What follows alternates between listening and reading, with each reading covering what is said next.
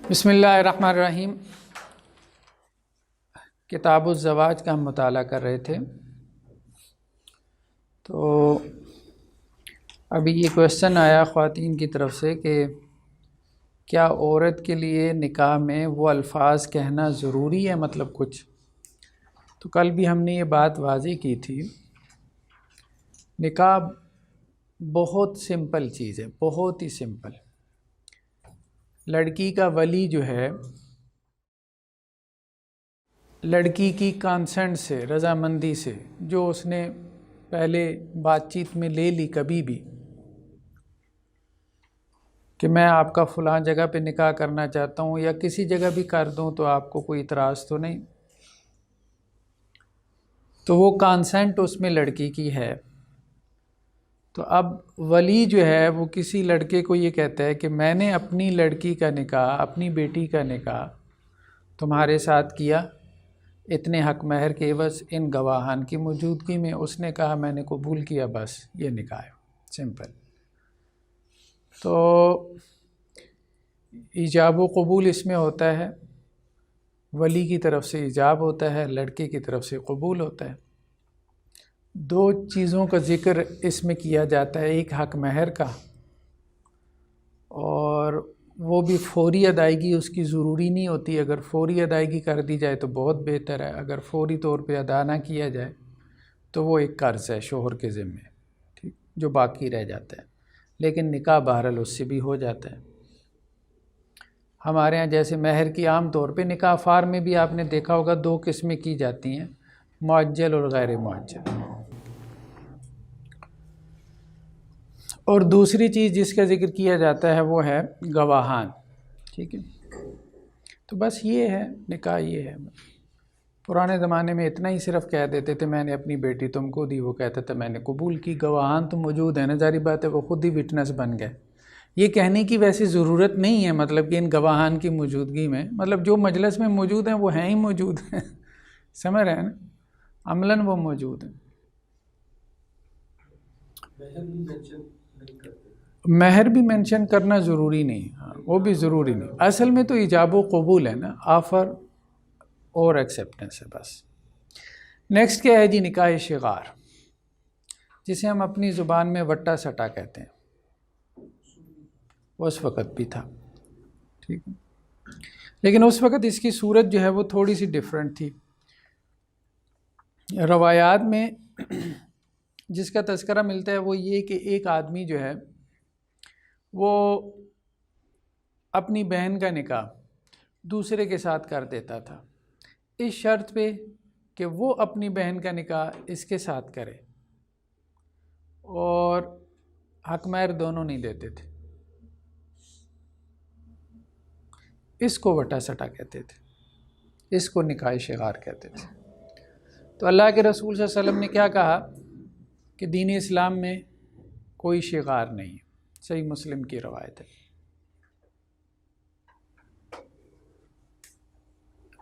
لیکن اگر یہ بغیر کسی شرط کے، ہاں اگر حق مہر کے ساتھ ہو تو اس میں حرج نہیں،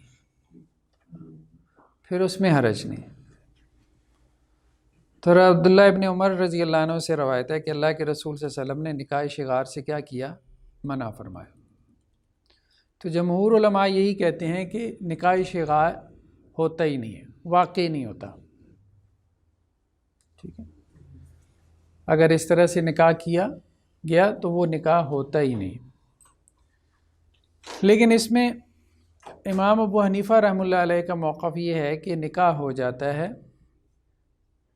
وہ حق مہر ادا کریں گے، اور یہی بات صحیح معلوم ہوتی ہے۔ مطلب جس وجہ سے وہ نکاح فاسد ہو رہا ہے بس وہ وجہ ختم کر دیں، باقی تو اس نکاح میں کچھ ایسا ایشو نہیں ہے نا، ایشو صرف یہ ہے کہ حق مہر نہیں دے رہے، جو عورت کا حق ہے وہ نہیں دے رہے۔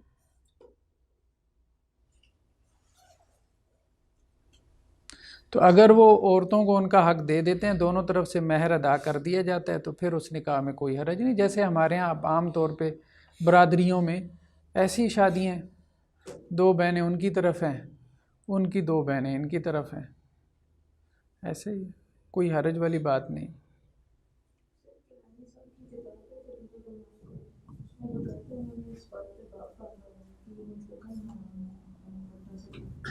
کیا ہے اس میں؟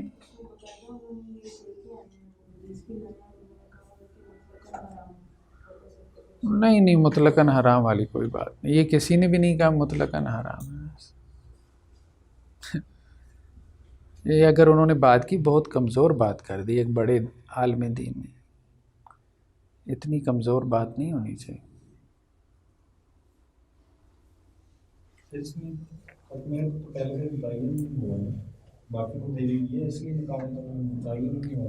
ہاں وہ اصل میں کہتے ہیں لا شغار فی الاسلام، اللہ کے رسول نے کہا کہ یہ ہوتا ہی نہیں ہے نا، یعنی اسلام میں نہیں ہے نکاح شغار نہیں ہے.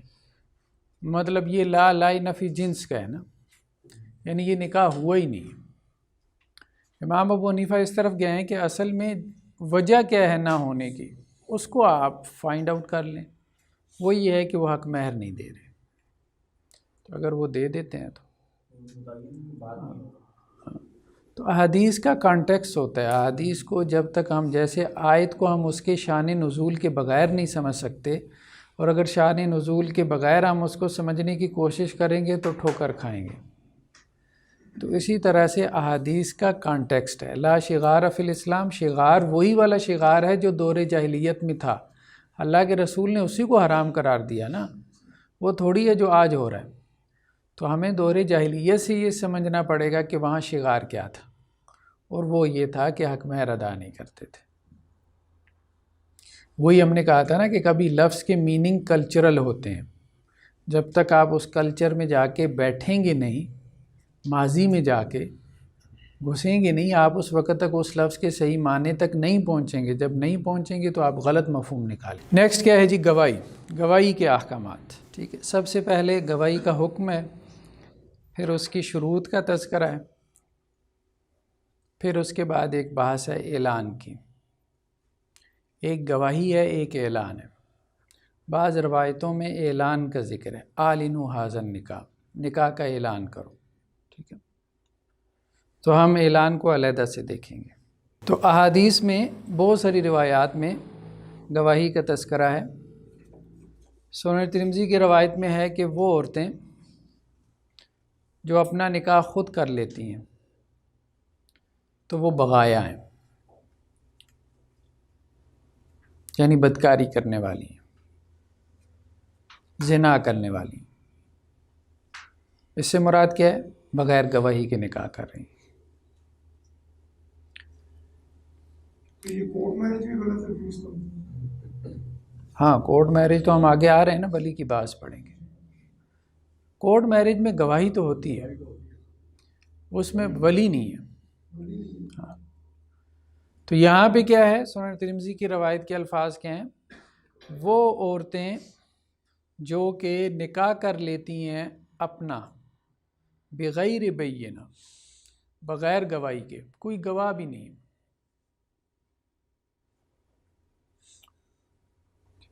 وہ بند کمرے میں کہتے ہیں میں ایک دوسرے کو ہم نے قبول کیا، گھر والوں کو بھی نہیں پتہ، دوستوں کو بھی نہیں پتہ. اب مطلب یہ ہے نا سوسائٹی میں، تو یہ کوئی نکاح نہیں ہے. وہ ایک لڑکا مجھے کہنے لگا ہم نے وہ کلمہ پڑھ کے نکاح کر لیا. میں نے کہا وہ کیا ہوتا ہے کلمہ پڑھ کے؟ کہتے بس لڑکی نے کہا میں نے آپ کو قبول کیا، میں نے کہا میں نے آپ کو قبول کیا، تو نکاح ہو گیا. میں نے کہا ٹھیک ہے لگے رہو. تو مطلب نہ کوئی گواہ ہے، کچھ بھی نہیں ہے. تو اس طرح سے تھوڑا نکاح ہوتا ہے.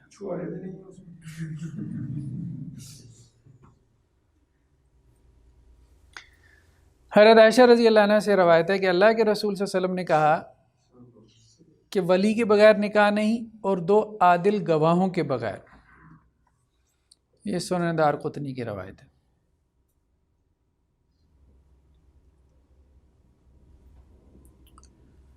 حضرت ابو زبیر مکی سے روایت ہے کہ حضرت عمر رضی اللہ عنہ کے پاس ایک کیس آیا نکاح ہوا تھا لیکن گواہ نہیں تھا،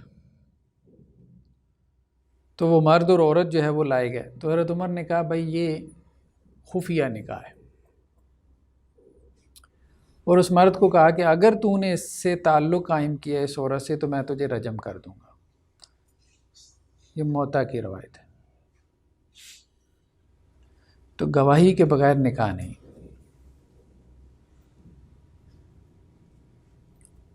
یہی اہل علم کا موقف ہے، مطلب اس میں کوئی اختلاف نہیں۔ متقدمین احناف نے تھوڑا سا اختلاف کیا تھا، وہ کہتے تھے گواہی کے بغیر جو ہے وہ نکاح ہو جاتا ہے۔ ہم نے کہا تھا نا باطل اور فاسد کا، جب ہم نے اصول فقہ میں فرق پڑھا تھا کہ ائمہ ثلاثہ کہتے ہیں کہ گواہی کے بغیر نکاح کیا ہے؟ باطل ہے۔ احناف جو متقدمین تھے وہ کہتے تھے فاسد ہے، لیکن اب متاخرین نے آ کے جب دیکھا نا سارا کچھ معاملہ، اب وہ بھی کہتے ہیں باطل ہے۔ اب کنسنسس ڈیولپ ہو گیا۔ اب احناف کے یہاں بھی فتویٰ یہی ہے کہ وہ گواہی کے بغیر نکاح کو قبول نہیں کرتے۔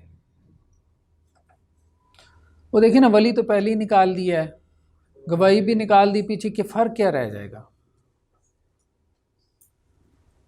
زنا میں اور نکاح میں کیا فرق رہ جائے گا؟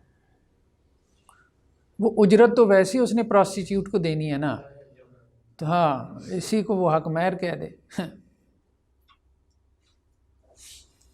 اور اوپر سے حلالے کی ہو تو ہفتے کے لیے کر لے۔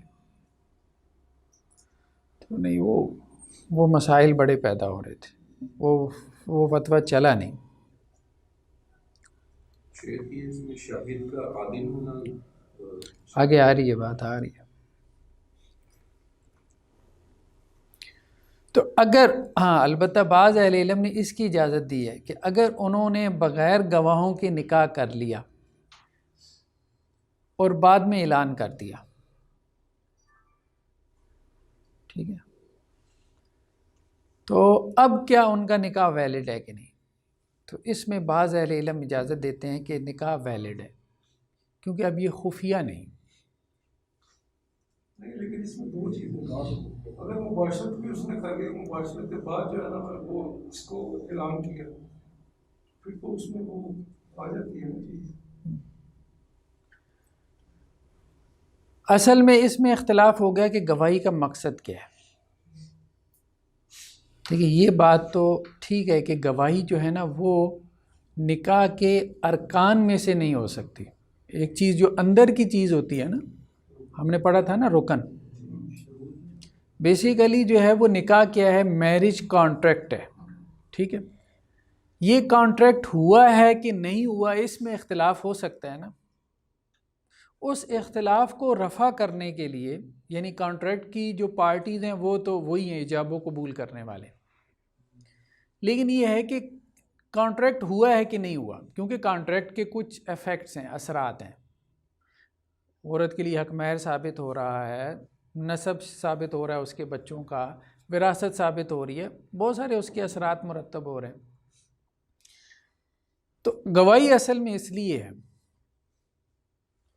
کہ اس میں اختلاف ہو جائے کہ یہ کانٹریکٹ ہوا ہے کہ نہیں ہوا، ایک وجہ تو یہ، اور دوسری وجہ یہ ہے کہ اس کو زنا سے مختلف کرنا مقصود ہے کہ زنا میں اصل کیا ہے؟ چھپایا جاتا ہے، اور نکاح میں کیا ہے؟ اعلان کیا جاتا ہے۔ تو اگر انہوں نے اعلان کر دیا، مطلب بعض لوگوں نے یہ بات کہی ہے لیکن جمہور اس طرف نہیں گئے،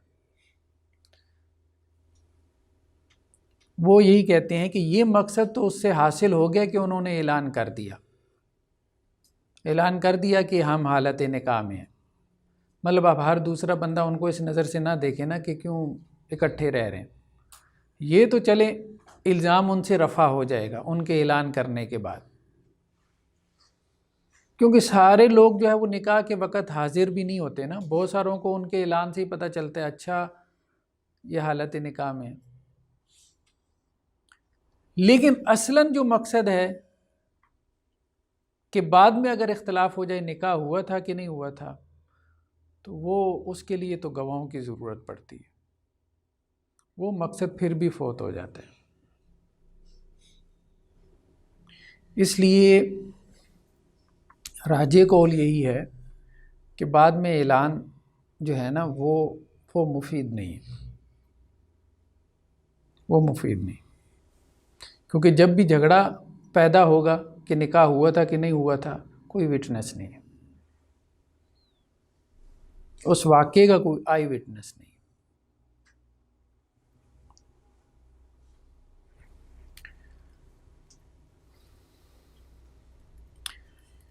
گواہوں کی کیا شروط ہیں؟ ایک تو یہ کہ عاقل بالغ ہونا چاہیے، دوسرا بعض فقہا نے عدالت کی شرط لگائی کہ گواہ جو ہے وہ عادل ہونا چاہیے، یہ شوافع کا موقف ہے۔ عادل سمجھتے ہیں نا، ثقہ راوی جیسے ہم نے کہا تھا۔ احناف یہ کہتے ہیں کہ نہیں، فاسق و فاجر بھی گواہ بن سکتا ہے، وہ عدالت کی شرط نہیں لگاتے۔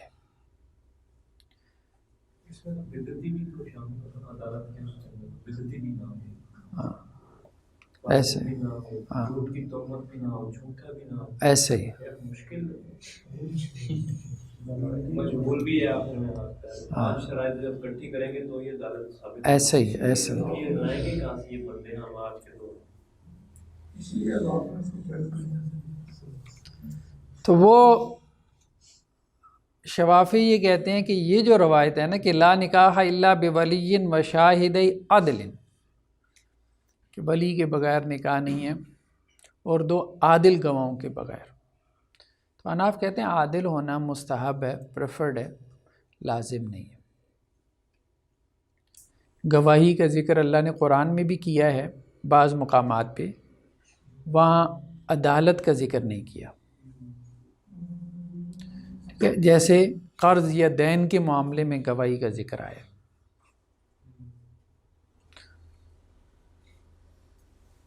لیکن بہتر ہے عادل گواہ ہونے چاہیے، اور نہ ہو جس کا نام عادل ہو اس کو گواہ رکھ۔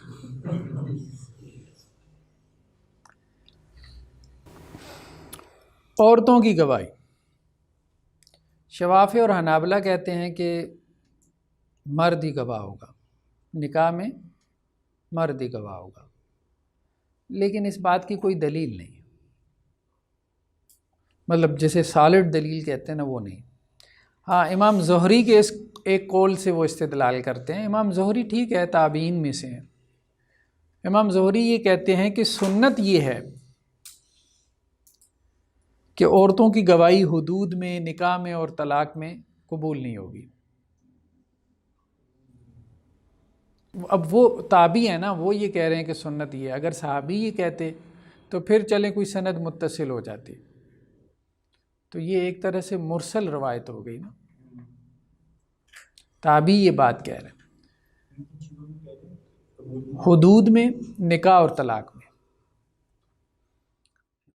امام زہری یہ کہہ رہے ہیں کہ رسول اللہ صلی اللہ علیہ وسلم کی سنت یہ ہے کہ حدود میں، نکاح اور طلاق میں گواہی جو ہے وہ قبول نہیں ہوگی، عورت کی گواہی، لیکن اللہ کے رسول صلی اللہ علیہ وسلم نے حدود میں عورت کی گواہی قبول کی ہے، بعض روایات میں آتا ہے۔ وہ خاص طور پہ وہ واقعہ نا، ایک عورت فجر کی نماز کے لیے نکلی تو کسی نے اس کے ساتھ زیادتی کر دی، تو اللہ کے رسول صلی اللہ علیہ وسلم نے پھر بعد میں جو ہے وہ مجمع جمع ہو گیا، اس عورت کو آپ صلی اللہ علیہ وسلم کے پاس لایا گیا، وہ لوگ جو موقع پہ موجود تھے وہ بھی آپ صلی اللہ علیہ وسلم کے سامنے لائے گئے، تو اللہ کے رسول نے پھر اس عورت سے پوچھا اچھا یہ تھا یہ تھا یہ تھا یہ تھا، ایک کے بارے میں اس نے کہا یہ تھا، تو اللہ کے رسول نے کہا اس کو رجم کر دو، اس ایک عورت کی گواہی پہ۔ یعنی ویسے تو 4 مردوں کی گواہی چاہیے ہوتی ہے نا، تو یہاں ایک عورت کی گواہی جو ہے وہ 4 مردوں کی، وکٹم بھی تھی ایسے ہی۔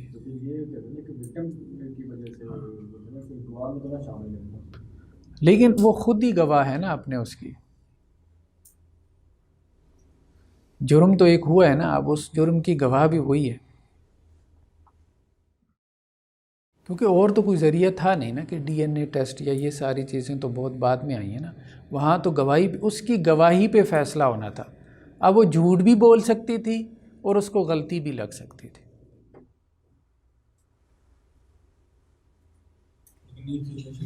جی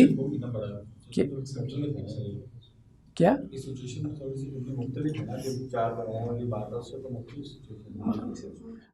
ہم وہی بات کر رہے ہیں کہ ایسا نہیں ہے کہ کیس ٹو کیس بات ویری کرتی ہے. کیس ٹو کیس بات ویری کرتی ہے. ایسا نہیں ہے کہ عورت کی گواہی جو ہے نا وہ قابل قبول ہی نہیں، ایسا نہیں.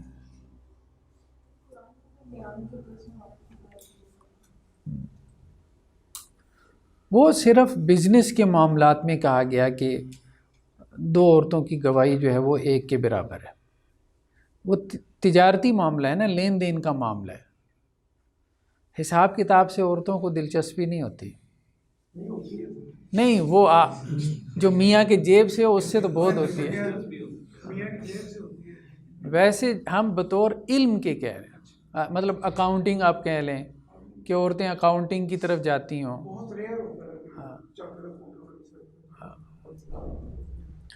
تو ایسا نہیں ہے. اس کی وجہ یہ ہے نا کہ کچھ چیزیں ایسی ہیں جیسے وہ مردوں کے لیے ڈیزائن کی گئی ہیں، ان کی طبیعت میں ڈال دی گئی ہیں، تو مردوں کو ان میں دلچسپی ہے. بزنس ہے، تجارت ہے، لین دین ہے. کچھ چیزوں میں عورتوں کی دلچسپی ہوتی ہے. اب عورتوں کو یہ چیزیں بڑی یاد ہوتی ہیں، ویسے مجھے سمجھ نہیں آتی بالکل بھی. وہ شادی پہ جائیں نا، فلاں نے یہ جوڑا پہنا تھا پچھلی مرتبہ اور فلاں نے یہ پہنا تھا. ہمیں اپنا جوڑا نہیں یاد ہوتا. اچھا پچھلی دفعہ یقین مانے میں ایک جگہ ریکارڈنگ کروانے گیا، وہ ہفتے بعد جاتا ہوں. ریکارڈنگ کروانے کے بعد انہوں نے مجھے نا پچھلی ریکارڈنگ کا نا وہ دکھایا، اور میں نے کہا یار پچھلی دفعہ بھی یہی جوڑا پہن کے آ گیا تھا، بتا تو دیا کرو. 6 پروگرام ریکارڈ کروا لیے ایک جوڑے میں تم نے. تو لیکن یہ ہے کہ اب دلچسپ اصل بات یہ نہیں ہے کہ جی اس کا حافظہ کمزور ہے. کچھ چیزوں میں اس کا حافظہ بہت کام کرتا ہے. اسے 15 سال پرانی بات یاد ہوگی، تم نے مجھے فلاں وقت یہ کہا تھا، آپ کو پتہ ہی نہیں ہوگا، پتہ نہیں میں نے اسے کیا کہا، ایک ایک مائنر ڈیٹیل کے ساتھ. مطلب جو اس کی دلچسپی کا سامان ہے وہ اس کو یاد ہے، جو مرد کی دلچسپی کا سامان ہے وہ مرد کو یاد ہے. آپ اپنے گھر سے یہاں تک اس ادارے تک آئے ہیں، کتنی چیزیں آپ نے راستے میں دیکھی ہوں گی جو آپ کو یاد ہوں. کیوں نہیں یاد؟ میموری کمزور ہونے کا مطلب نہیں ہے، انٹرسٹ ہے. تو وہ چونکہ تجارت وغیرہ یہ عورتوں کے انٹرسٹ کی چیز نہیں ہے، تو جب ان کے انٹرسٹ کی نہیں ہے تو اس میں وہ زیادہ بھولیں گی. تو اس لیے قرآن نے کہا کہ 2 عورتوں کی گواہی.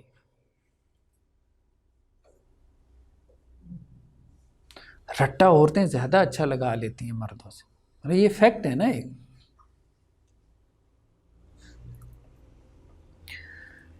تو شوافی اور حنابلہ یہ کہتے ہیں کہ مرد ہونا شرط ہے، لیکن یہ بات درست نہیں ہے، اس کی دلیل مطلب مضبوط نہیں. ہاں یہ اہم سوال ہے. یہ کہہ رہے ہیں کہ وہ جو روایت کے الفاظ ہیں، عورت کو کہا گیا کہ یہ ناقص العقل ہے اور ناقص دین ہے، اس سے کیا مراد ہے؟ دیکھیں ناقص العقل کا ایک معنی جو ہمارے ہاں بیان کیا جاتا ہے یا سمجھا جاتا ہے وہ یہ ہے کہ اس کی عقل تھوڑی ہے مرد کے مقابلے میں، یعنی آدھی عقل ہے، یہ ترجمہ کر دیا جاتا ہے. یہ غلط ترجمہ ہے. اچھا یقین مانے مجھے تو قرآن کی ایک آیت سمجھ نہیں آتی. جب میری نئی شادی ہوئی نا، 1.5-2 سال تک یہ معاملہ تھا، جب بیگم سے بحث ہو جائے تو وہ جیت جاتی تھی. اچھا مدرسے میں نے 8 سال لگائے، تو مجھے سمجھ نہیں آتی تھی، اور میرے ذہن میں بار بار یہ آیت آتی تھی کہ اللہ تعالیٰ یہ کہتے ہیں کہ اوَمَن یُنَشَّأُ فِی الْحِلیَّةِ وَهُوَ فِی الْخِصَامِ غَیْرُ مُبِینٍ، کہ وہ جو زیورات میں پلی بڑھتی ہے اور جھگڑے میں بھی غیر واضح ہے. مطلب مجھے یہ سمجھ میں آتا تھا کہ جھگڑے میں غیر واضح سے مراد یہ ہے کہ اسے پتہ ہی نہیں میں نے جھگڑا کس بات پہ کرنا ہے. مجھے تو 1.5-2 سال سے مجھے یہ سمجھ نہیں آ رہی کہ وہ تو میرا منہ بند کروا دیتی ہے بڑے آرام سے، مگر مجھے بالکل کچھ سوچتا ہی نہیں تھا، دماغ بند ہو جاتا تھا۔ اچھا میں سمجھ رہا ہوتا تھا یہ غلط ہے یہ نہیں کہ میں ٹھیک سمجھ رہا ہوں، ایسا نہیں ہے، عملاً ایسا نہیں ہے۔ اور پھر تو میں نے وہ چیزیں پھر سیکھنا شروع کی نا اس طرح۔ تو ناقص العقل جب اللہ کے رسول صلی اللہ علیہ وسلم نے کہا تو آگے ایک اور فریز استعمال کیا کہ ناقص العقل ہونے کے باوجود اچھے بھلے عقل مند آدمی کی مت مار دیتی ہے، یعنی اس کو اپنے پیچھے لگا لیتی ہے۔ آپ مجھے بتائیں کہ وہ جس کو کہا جا رہا ہے کہ اس کی عقل پوری ہے،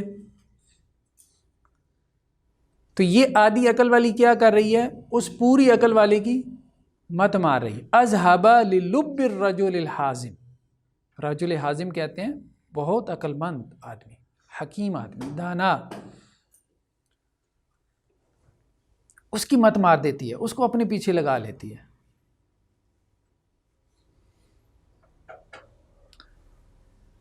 تو پھر جب میں نے غور کیا، چیزوں کو سامنے رکھے نا، مجھے جو بات سمجھ میں آئی وہ یہ ہے، اللہ تعالیٰ نے انسان کو 2 چیزوں سے مرکب کیا، ایک عقل اور ایک جذبات۔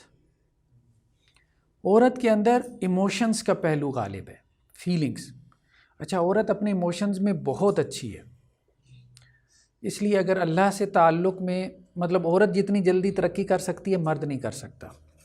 اچھا اس کے ایموشنز اچھے کیوں ہیں؟ یعنی اللہ تعالیٰ نے جو عورت کا سٹرکچر بنایا ہے نا، وہ سارا بیس کر رہا ہے ایموشنز کے اوپر، یعنی اس کی مٹی میں ایموشنز ہیں، وہ جس گارے سے بنی ہے نا، اس گارے میں ایموشنز بطور پانی کے، ٹھیک ہے، مٹی کے اندر پانی ملائیں تو گارا بنتا ہے نا، کیونکہ اللہ نے اس سے اولاد کی تربیت کروانی تھی، اور اولاد کی تربیت اس کے بغیر ہونی نہیں تھی، تو وہاں ایموشنز بہت غالب ہے۔ جب مرد کے اندر جو ہے نا وہ شعور بہت غالب ہے، یعنی مرد کی مٹی جو ہے جس چیز سے گندی ہوئی ہے وہ بیسیکلی شعور ہے، بیسیکلی جو ہے۔ تو مرد جو ہے وہ اب آپ دیکھیں نا مثال کے طور پہ، اگر عورت کے ہاتھ میں طلاق کا فیصلہ دے دیا جاتا تو یہ طلاقیں بڑھ جاتی، 10 ٹائمز کیا یہ 100 ٹائمز بڑھ جاتی۔ ٹھیک ہے مرد جذباتی ہو جاتے ہیں، ان پہ بھی ہم یہ نہیں کہہ رہے ہیں، ہم ایک اوور آل بات کر رہے ہیں، اوور آل بات کر رہے ہیں۔ تو وہ جو اللہ کے رسول صلی اللہ علیہ وسلم نے کہا، وہ یہ نہیں کہا کہ اس کی عقل ناقص ہے، یہ کہا کہ اس کے اوپر جذبات کا غلبہ رہتا ہے، جذبات کے غلبے کی وجہ سے اس کی عقل مغلوب ہو جاتی ہے۔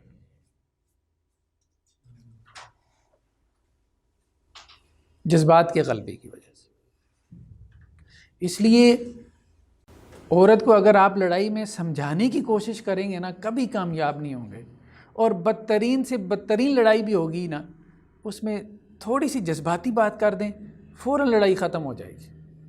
یقین مانیں اس کی پوری زبان، لینگویج جو ہے عورت کی، وہ ساری جذبات کی زبان ہے، اسے عقلی زبان نہیں سمجھ میں آتی، شعور کی باتیں وہ سمجھا 4 گھنٹے اس کو سمجھانے پہ لگیں، اور بے وقوفی ہے۔ چھوٹی سی جذباتی بات کریں، اگر مسئلہ حل کرنا چاہتے ہیں جذباتی بات کریں، او بھائی میری غلطی تھی، بات ختم۔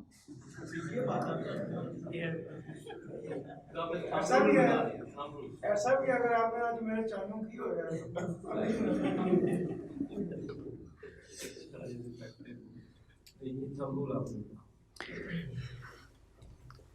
کبھی کبھی جو ہے نا، جیسے آپ لوگ بھی نکلتے ہیں، مطلب مردوں کا ایک عالمی مسئلہ ہے، گھر پہنچنے میں دیر لگا دیتے ہیں اور بیویاں اس پہ ناراض ہوتی ہیں، ایک عمومی مسئلہ ہے۔ چاہے عورتیں گھر سے نکلنے میں دیر لگا دیتی ہیں، یہ ان کا مسئلہ ہے، وہ بیچارہ نیچے گاڑی میں بیٹھا رہتا ہے اور یہ گھر آنے میں دیر لگا دیتے ہیں۔ اب دیکھیں نا، دونوں کا اپنا اپنا فیلڈ ہے نا، اس کا فیلڈ باہر کا ہے، اس کو دیری سویری باہر سے ہونی ہے، ٹھیک ہے، اس کا فیلڈ گھر کا ہے، اس نے گھر کے کام کاج سمیٹ کے، اس نے کہا اچھا میں برتن بھی دھو لوں، میں یہ بھی سیٹ کر کے گھر سے نکل جاؤں، یہ بھی کر لوں، وہ بھی کر لوں، کبھی تیار ہونے میں دیر لگا دے گی. اس نے وہ کام کرنا ہے, اس نے اس سے نہیں باز آنا, اس نے اس سے نہیں باز آنا. تو خیر وہی آپ کو جو کہہ رہا تھا نا جذبات کی زبان, وہ میری بیگم بڑی ناراض ہوتی تھی. وہ ایک مرتبہ, اب کافی عرصے سے میں لیٹ جا رہا تھا, تو اب کی بار بھی لیٹ ہو گیا. میں نے کہا اب تو مسئلہ بڑا خراب ہے. اچھا, تو جیسے ہی گھر میں داخل ہوا تو میں نے دیکھا کہ وہ جھاڑو اٹھایا ہوا انہوں نے اور صفائی کر رہے.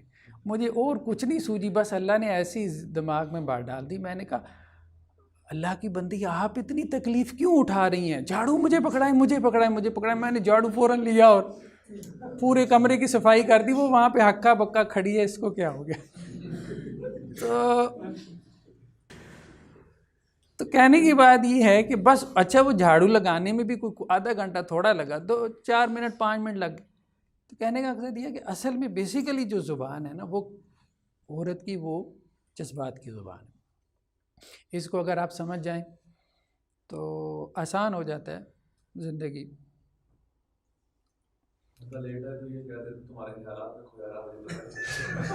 نہیں, اتنی سادی نہیں ہے, اتنی سادی بھی نہیں ہے عورت, تو اس کو سب پتہ ہوتا ہے. اچھا ویسے عورت کو یہ بھی پتہ ہونا کہ یہ مجھ سے جھوٹ بول رہا ہے, میری جھوٹی تعریف کر رہا ہے, اچھا وہ اس سے بھی خوش ہو جاتی ہے, اس سے بھی خوش ہو جاتی ہے. تو اس لیے اس میں مت رہنا. یہ مردوں کے زیادہ مسائل ہیں, یہ جھوٹ بول رہا ہے یہ وہ. تو خیر بہرحال ہم دوسری طرف جا رہے ہیں.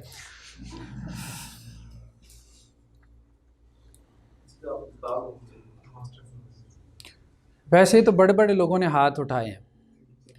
فرائڈ جو ہے یہ 20ویں صدی میں دوسرے نمبر پہ کوٹ کیا جانے والا ہے, یعنی سب سے زیادہ جس کو کوٹ کیا گیا سائیکالوجسٹ ہے.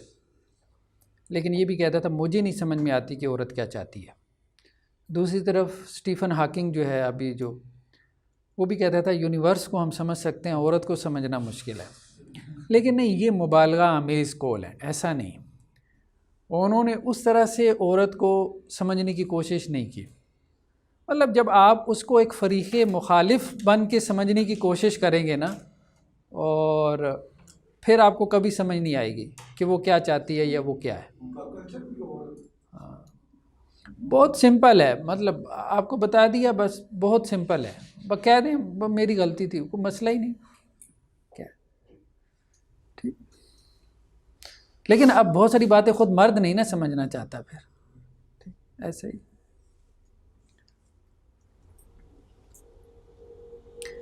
آزادی کی شرط, امام ابو حنیفہ اور امام شافعی نے یہ شرط لگائی ہے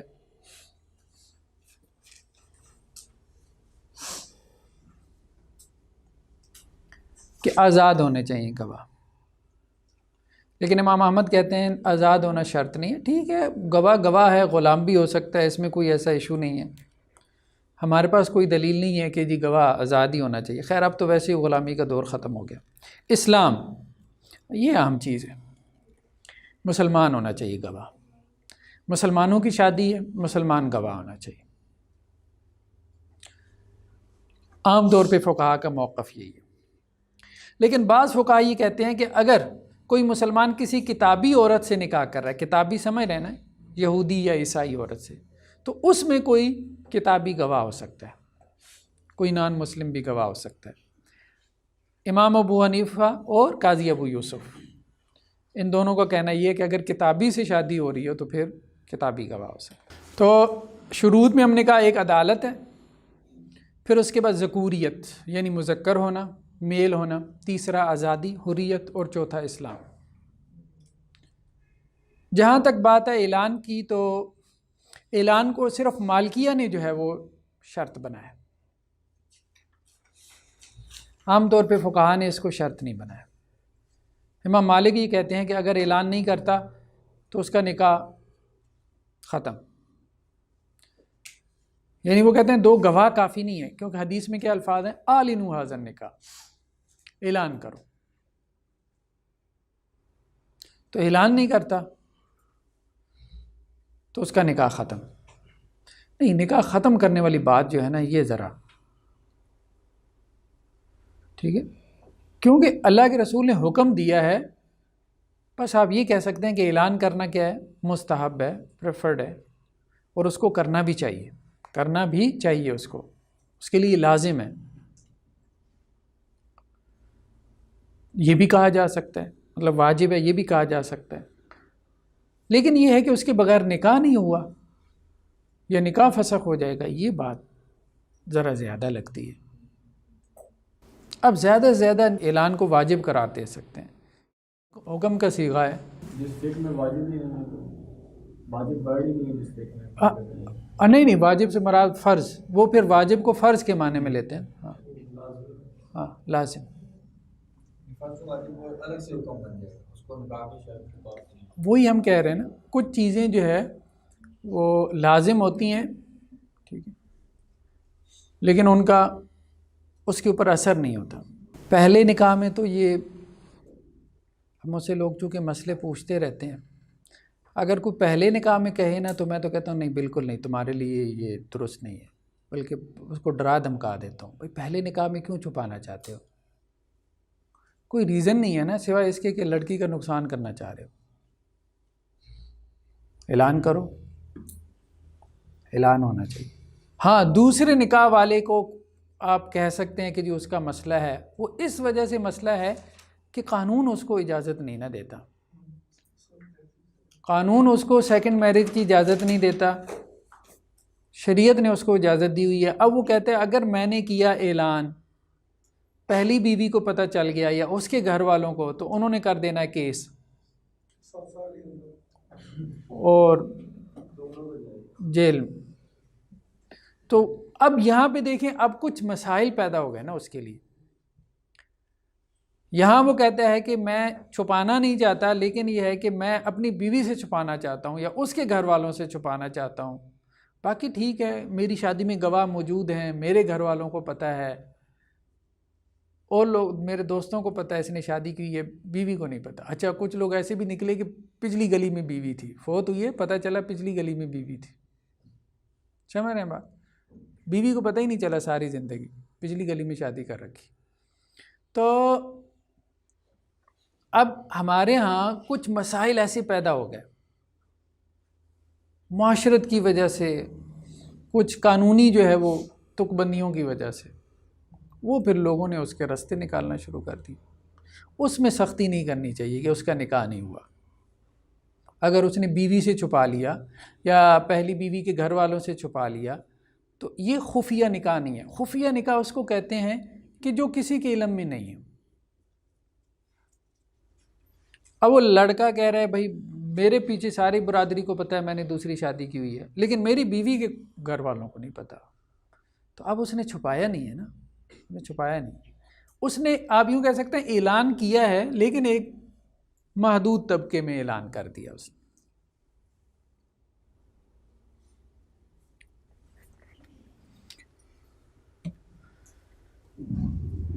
نکاح میں عیب یا نکاح میں دھوکہ دینا،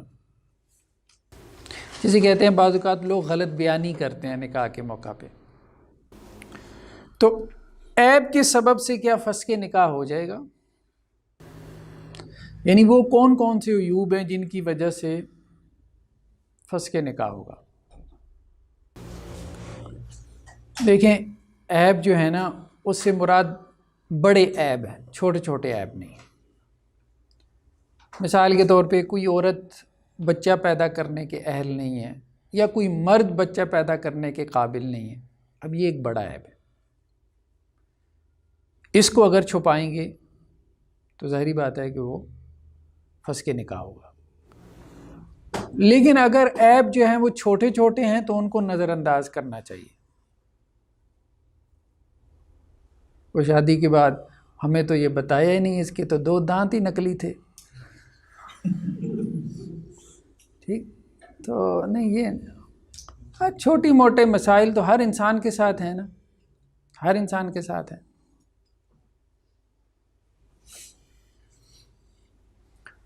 تو چھوٹے چھوٹے عیوب کی وجہ سے فسخ کی بات جو ہے وہ فقہا نہیں کرتے۔ کسی کے ساتھ کوئی بہت بڑا جھوٹ بولا گیا، ٹھیک، ہاں وہ اگر اس میں مبالغہ کرتے ہیں تو ظاہری بات ہے وہ جی ہمارا بیٹا جو ہے نا وہ 10 لاکھ کما لیتا ہے، بھلے 10 روپے نہ کماتا ہو، اس کے آگے پیچھے گاڑیاں بھی، ٹھیک ہے، اور کرائے کے مکان میں جا کے 2 کنال میں جا کے رہ لیں گے صرف رشتے کی وجہ سے، رشتہ کیا اس کے بعد پتہ چلا کہ اپنا مکان نہیں تھا، کرائے کا مکان تھا. یہ ہوتا ہے ہمارے ہاں سوسائٹی میں، یہ ہے.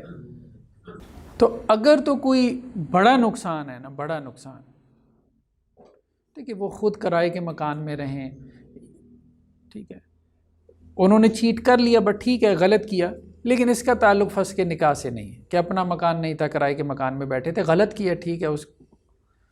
لیکن یہ ہے کہ اگر شوہر کی آمدن نہیں ہے اور آمدن شو کی ہے، اب دیکھیں اس میں لڑکی کا براہ راست نقصان ہے. اس کے سسرال والے کرائے کے مکان میں رہیں، اپنے مکان میں رہیں، اس کو کیا مسائل ہیں، ٹھیک ہے.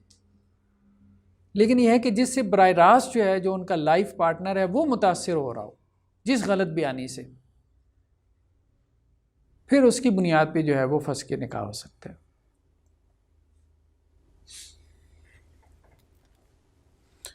تو فقہا نے کچھ امراض کا ذکر کیا، جیسے جنون ہے، کوئی بندہ مجنون ہے، یا کسی کی کوئی بہت سویر قسم کے نفسیاتی مسائل ہوں.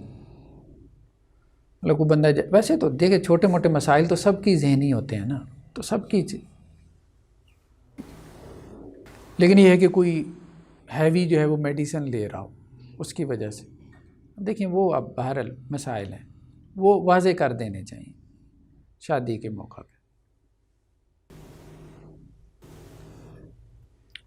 یہ نکاح کا فسخ ہونا یہ طلاق کے اس میں آتا ہے نہیں، وہ آگے ہم پڑھیں گے نا طلاق، کی طرف سے ہوتا ہے. ہاں یہ ہم آگے پڑھیں گے، طلاق کے باب میں ہم پڑھیں گے. محرمات یعنی وہ عورتیں جن سے نکاح کیا ہے حرام ہے. کچھ ایسی عورتیں ہیں جو نسب کی وجہ سے حرام ہیں، کچھ ایسی ہیں جو سسرالی رشتے کی وجہ سے. ناسبہ و صہرا کے لفظ قرآن نے استعمال کیے نا. رشتہ داری 2 قسم کی ہے، نسبی اور سسرالی. اور کچھ ایسی عورتیں حرام ہیں جو رضاعت کی وجہ سے. تو جو نسبی طور پہ حرام ہیں ان میں 7 ہیں. ماں ہے، بیٹی ہے، بہن ہے، پھوپھی اور خالہ ہے، بھانجی اور بھتیجی، کہ جن سے نکاح نہیں ہو سکتا. سسرالی رشتے میں بیوی کی ماں، ٹھیک ہے، ساس جسے ہم کہتے ہیں. پھر یہ تو پتہ ہے نا آگے اوپر تک ہیں، ماں سے مراد آگے نانی بھی ہے، پڑنانی بھی ہے، بیٹی سے مراد آگے نیچے تک ہیں. تو پتہ ایک رشتہ حرام ہو گیا نا تو وہ پھر آگے اوپر تک اور نیچے تک. ٹھیک. بیوی کی بیٹی یعنی بھلے پہلے شوہر سے ہو، جسے قرآن نے ربیبہ کہا ہے، تو جس بیوی سے زوجیت کا تعلق قائم ہو گیا اس کی بیٹی کیا ہے حرام ہے، اس سے نکاح نہیں ہو سکتا. وَرَبَائِبُكُمُ اللَّاتِي فِي حُجُورِكُم مِّن نِّسَائِكُمُ اللَّاتِي دَخَلْتُم بِهِنَّ فَإِن لَّمْ تَكُونُوا دَخَلْتُم بِهِنَّ. تو اگر تعلق زوجیت قائم نہیں ہوا تو پھر کوئی حرج نہیں. بیٹے کی بیوی جسے بہو کہتے ہیں، ٹھیک، وہ بھی اس کے لیے اب ابدی طور پہ حرام. باپ کی بیوی یعنی اس کی اپنی ماں نہیں، ماں کے علاوہ جس سے اس کے باپ نے نکاح کر لیا تھا، اب وہ اس کے لیے کیا ہے حرام ہے. ہاں ابدی حرام ہے. اس بیوی کی اولاد، باپ کی جو بیوی ہے اس کی بھی اولاد ہے، پہلی بیوی کی پہلی اولاد ہے وہ ہاں نہیں وہ تو اس کا اس سے کیا تعلق. تو باپ کی بیوی. ایک اور مسئلہ یہ کھڑا ہوا، کیا زنا سے بھی حرمت ثابت ہوتی ہے؟ اصل میں نکاح کا جو لفظ ہے نا اس کے معنی میں اختلاف ہو گیا کہ اس کا معنی کیا ہے. بعض فقہا اس طرف گئے کہ اس سے مراد کانٹریکٹ ہے. نکاح سے مراد کیا ہے؟ کانٹریکٹ، میرج کانٹریکٹ، معاہدہ ہے، عقد نکاح جیسے ہم کہتے ہیں. بعض فقہا اس طرف گیا ہے کہ اس سے مراد جو ہے مطلب یہ شوافع کا موقف ہے کہ اس سے مراد مثال کے طور پہ عقد نکاح ہے۔ بعض فقہا اس طرف گیا ہے کہ نکاح کا معنی جو ہے وہ ہے تعلق زوجیت، ازدواجی تعلق، یہ احناف کا موقف ہے۔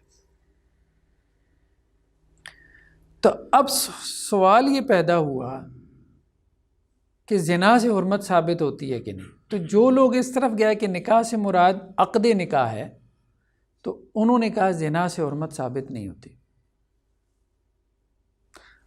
بات سمجھ رہے ہیں نا؟ مطلب ایک مرد نے کسی عورت کے ساتھ بدکاری کی، ٹھیک ہے، اب اس عورت کی جو بہن ہے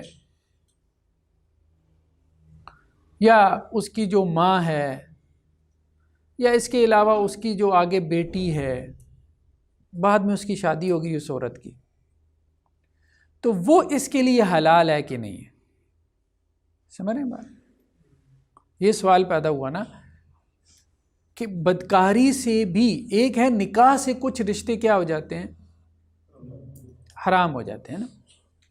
نکاح کرنے سے کچھ رشتے کیا ہو جاتے ہیں؟ حرام ہو جاتے ہیں۔ تو کیا بدکاری سے بھی جو ہے وہ حرام ہو جاتے ہیں؟ تو احناف اس طرف گئے ہیں کہ ہو جاتے ہیں۔ وہ نکاح کا معنی ہی تعلق زوجیت لیتے ہیں، وہ کہتے ہیں وہ تو قائم ہو گیا، تو اس لیے وہ اس کو حرام کرتے ہیں۔ لیکن یہ بات درست معلوم نہیں ہوتی، یہ بات درست معلوم نہیں ہوتی۔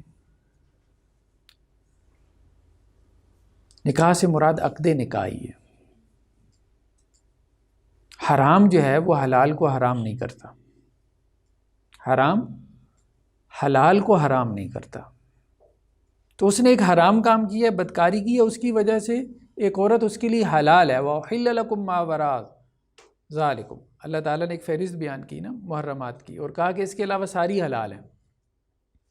اب وہ جو ساری اس کے علاوہ حلال ہیں، اس فہرست کے علاوہ، وہ کسی حرام سے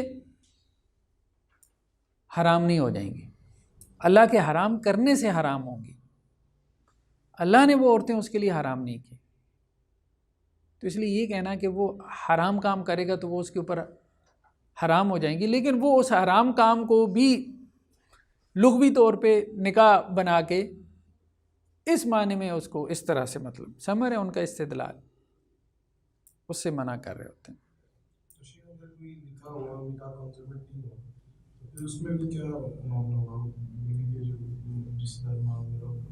ظاہری بات ہے، نکاح تو نکاح ہی ہے نا، پھر نکاح تو نکاح، ہاں نکاح تو نکاح ہی ہے۔ ہاں ہاں اسی کے قائل ہے، اسی کے۔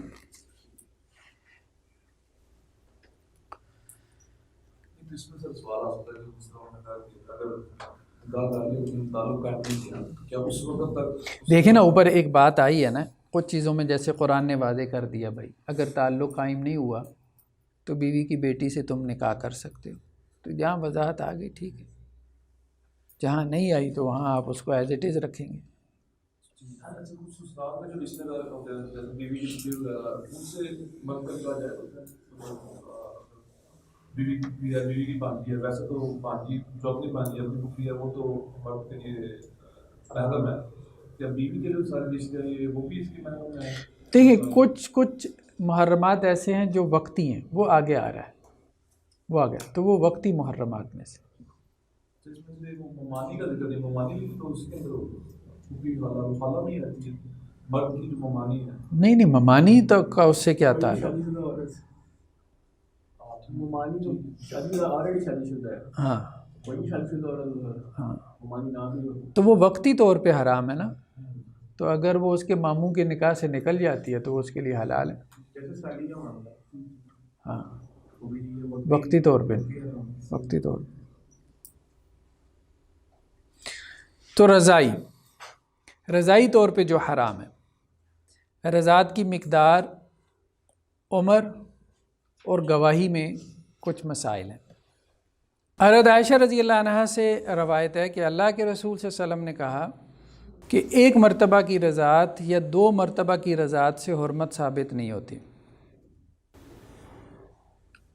رضاعت کے حوالے سے جو روایات ہیں وہ اصل میں آپس میں کنٹراڈکٹ کر رہی ہیں، جس وجہ سے فقہاء میں اختلاف ہو گیا کہ کتنی رضاعت ہو تو حرمت ثابت ہوتی ہے۔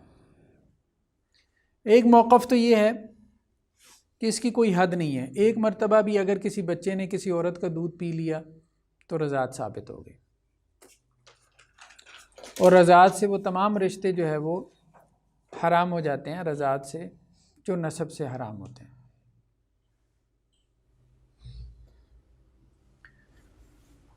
ایک تو ان فقہاء نے دلیل پکڑی ہے قرآن مجید کے ظاہر سے کہ قرآن نے اس کا ذکر نہیں کیا کہ کتنی مرتبہ دودھ پلایا جائے، قرآن نے کہا بس دودھ پلایا تو وہ اس کی رضائی ماں ہے۔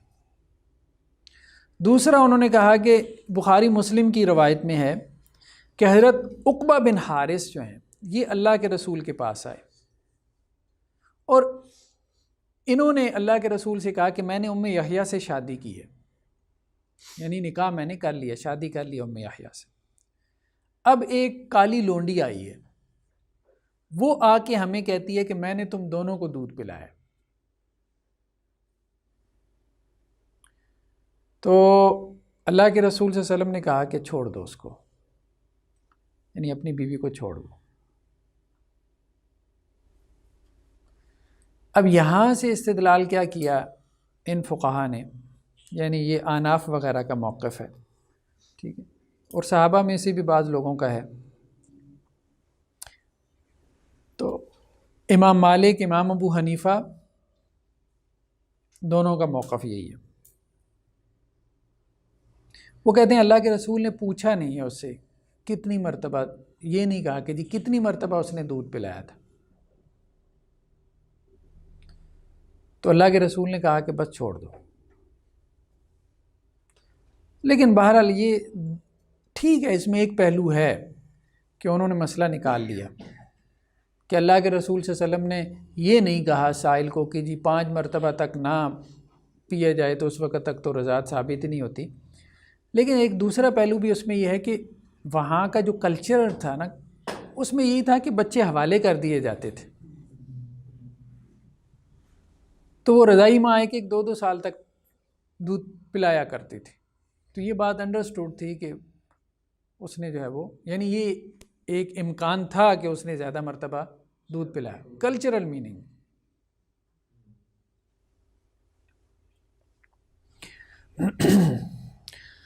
دوسری طرف جو فقہاء کا موقف ہے وہ یہ ہے کہ 5 مرتبہ دودھ پلایا ہو تو رضاعت ثابت ہوتی ہے، اور اس میں صحیح مسلم کی روایت ہے کہ حضرت عائشہ رضی اللہ عنہ کہتی ہیں کہ پہلے قرآن میں یہ حکم تھا 10 مرتبہ دودھ پلانے کا، پھر وہ منسوخ ہو گیا، پھر اس کے بعد 5 مرتبہ کا حکم آیا ہے۔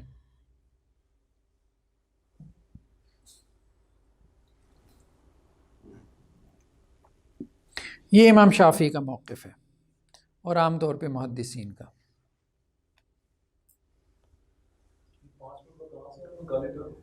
صحیح مسلم میں روایت ہے حضرت عائشہ رضی اللہ عنہ سے، وہ یہ کہتی ہیں کہ پہلے قرآن میں حکم تھا کہ 10 مرتبہ سے حرمت ثابت ہوتی ہے، پہلے قرآن میں تھا، وہ کہتی ہیں وہ منسوخ ہو گئی آیت، اس کی تلاوت منسوخ ہو گئی۔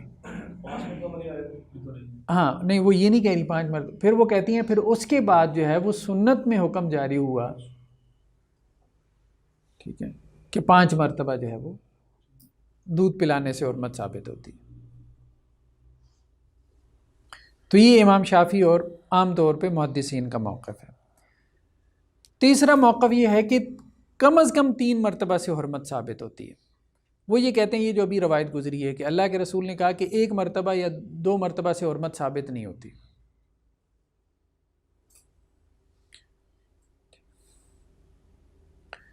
اور یہ اہل الظاہر کا موقف ہے، یا ایک رائے کے مطابق، ایک روایت کے مطابق امام احمد کا موقف ہے۔ تو روایتیں اصل میں مختلف ہیں، اس لیے ہم نے کہا تھا نا کچھ مسائل ایسے ہیں کہ جن میں ایسے لگتا ہے جیسے سب کے پاس ہی دلیل ہے، اور وہ ہیں بھی نازک مسائل حلال حرام کے، بس اس میں ایک رائے اختیار کر لینی چاہیے کہ ہمیں یہ بات سمجھ میں آتی ہے. تو محتاط موقف جو ہے نا وہ 5 مرتبہ کا ہی ہے، محتاط موقف.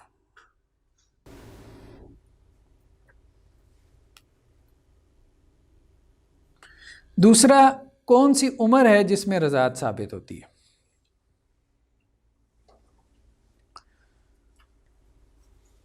تو قرآن نے اس کی طرف اشارہ کیا، والوالدات یرضعن اولادہن حولین کاملین، 2 سال. 2 سال کی عمر میں بچہ دودھ پی لے تو رضاعت ثابت ہوتی ہے. اور اللہ کے نبی صلی اللہ علیہ وسلم سے ایک روایت ہے، سنن ابی داؤد کی، سنن دارقطنی کی روایت ہے، سنن دارقطنی کی روایت ہے حضرت عبداللہ ابن عباس سے کہ 2 سال بعد کوئی رضاعت نہیں ہے. یعنی حضرت عبداللہ ابن عباس کا فتویٰ ہے کہ 2 سال کے بعد کوئی رضاعت ثابت نہیں ہوتی. یعنی اگر بچہ 2 سال کے بعد جو ہے وہ دودھ پیتا ہے کسی کا، بعد بچے 2.5-3 سال تک بھی دودھ پیتے رہتے ہیں، ٹھیک ہے، مائیں نہیں چھڑواتی یا وہ نہیں جان چھوڑتے، تو کوئی بچہ اگر 2 سال کے بعد دودھ پیتا ہے تو وہ کہتے ہیں وہ پھر اس سے رضاعت ثابت نہیں ہوگی. تو فقہا کا عام طور پہ موقف یہی ہے کہ 2 سال کے اندر ہی رضاعت ثابت ہوتی ہے، آفٹر 2 ایئرز رضاعت ثابت نہیں ہوتی اگر اس نے دودھ پیا ہے کسی خاتون کا. ہاں چھڑوا دینا چاہیے، چھڑوا دینا. رضاعت کبیر جو ہے نا اس کے بارے میں عام طور پہ فقہا کی رائے یہ ہے کہ وہ ثابت نہیں ہے. رضاعت کبیر جو ہے وہ ثابت نہیں ہے، میجورٹی کا موقف یہی ہے. یعنی بڑا آدمی جو ہے اس کی رضاعت ثابت نہیں ہوتی.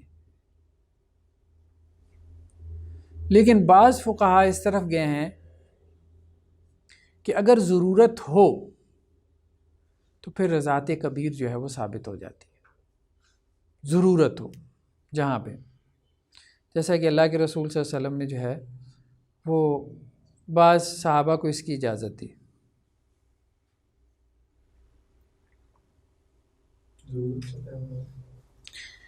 اللہ کے رسول صلی اللہ علیہ وسلم کے پاس جو ہے وہ ایک خاتون آئی، سہلہ بنت سہیل. انہوں نے ایک بچہ پالا، یتیم بچہ. ان کے جو شوہر تھے ان کا نام جو ہے وہ حذیفہ تھا، بچے کا نام سالم تھا. وہ بچہ اب بڑا ہو گیا، جیسے ہمارے ہاں لوگ اڈاپٹ کر لیتے ہیں نا، اب پھر پردوں کے مسائل پیدا ہوتے ہیں نا. تو لیکن اب ایک بچہ آپ نے بچپن سے لیا ہے، گود لیا ہے، اب ظاہری بات ہے وہ خاتون تو اس کو بیٹا سمجھ کے پالتی ہے نا، مطلب کہیں یتیم خانے سے لیا یا کہیں سے بھی لیا، اب اسے اس کے ساتھ ایک اٹیچمنٹ ہو گئی، ایک ایفیلیشن پیدا ہو گئی. لیکن وہ بچہ تو اس کے لیے کیا ہے، نامحرم ہے. اب جب وہ جوان ہوگا، 14-15 سال کی عمر کو پہنچے گا، تو اب کیا وہ اس سے پردہ کرے گی؟ یہاں ایک بڑی مشکل پیدا ہو جائے گی. یعنی اس خاتون کے اعتبار سے آپ سوچیں جس نے 14 سال اس کو بیٹا بنا کے جو ہے، یعنی اس کی نفسیاتی آپ اعتبار سے اس کو سوچیں نا. تو یہ آئی اللہ کے رسول کے پاس، کہنے لگی آپ کو پتہ ہے سالم جو ہے وہ ہم نے لے کے پالا تھا، اب وہ جوان ہو رہا ہے، یعنی 14-15 سال کا لڑکا ہو رہا ہے، اور میں یہ دیکھتی ہوں کہ حذیفہ جو ہے نا پسند نہیں کرتے اب، یعنی جو میرے شوہر ہیں وہ لڑکا جب گھر میں ہوتا ہے، میں اکیلی ہوں اور وہ لڑکا گھر میں ہو تو وہ گھر آئیں تو ان کے چہرے پہ میں ناگواری کے اثرات دیکھتی ہوں. میں کیا کروں؟ تو اللہ کے رسول نے کہا اس بچے کو دودھ پلا دو. تو وہ کہنے لگے اللہ کے رسول وہ اتنا بڑا ہے. تو اللہ کے رسول نے کہا کوئی بات نہیں. اب پھر اس میں ایک علیحدہ ڈیبیٹ ہے، کچھ لوگ اس طرف گئے کہ اب اتنے بڑے بچے کو انہوں نے دودھ کیسے پلایا. بہر ہمیں روایات میں اس کا تذکرہ نہیں ملتا کہ انہوں نے دودھ نکال کے پلایا یا کس طرح سے پلایا. بہرحال لیکن ان کی جو اس بچے کے ساتھ ایک جو بھی ان کی چل رہی تھی وہ تو ایک بیٹے کی سی فیلنگ چل رہی تھی نا، شروع سے ہی چل رہی تھی. تو یہاں سے پھر حضرت عائشہ رضی اللہ عنہا کا یہ موقف بنا. وہ کیا کرتی تھی کہ جو لوگ ان کے پاس علم حاصل کرنے کے لیے آنا چاہتے تھے تو وہ ان سے پھر رضائی رشتہ قائم کرتی تھی اور ان کو اپنے پاس اجازت دے دیتی تھی آنے کی.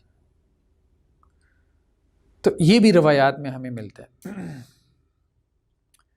جیسا کہ حضرت عروہ کہتے ہیں کہ ام المومنین حضرت عائشہ رضی اللہ عنہا مردوں میں سے جس کو چاہتی تھیں کہ وہ ان کے پاس آئیں تو وہ اپنی بہن ام کلثوم کو کہتی تھی، اور اسی طرح اپنی بھانجیوں کو کہتی تھی کہ وہ ان کو اپنی رضائی اولاد بنا لیں. تو یہاں سے بعض فقہا اس طرف گئے کہ اگر ضرورت ہو، عام نہیں، اگر ضرورت ہو کہیں پہ کوئی مسئلہ بہت پھنس جائے تو وہاں رضاعت کبیر ثابت ہو جاتی ہے. جیسے ہم نے کہا حضرت سالم کا کیس، عام نہیں، عام ثابت نہیں ہوتی. گواہی جو ہے نا، اس میں کیا عورت کی یا ایک عورت کی یا مرضعہ کی جو دودھ پلانے والی ہے اس کی گواہی معتبر ہے کہ نہیں؟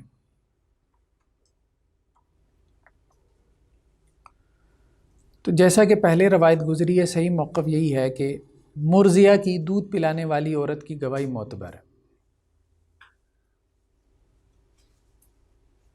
ٹھیک ہے، وہ رشتے خراب کر سکتی ہے، بعض کا جھوٹ بول کے وہ رشتے خراب کر سکتی ہے.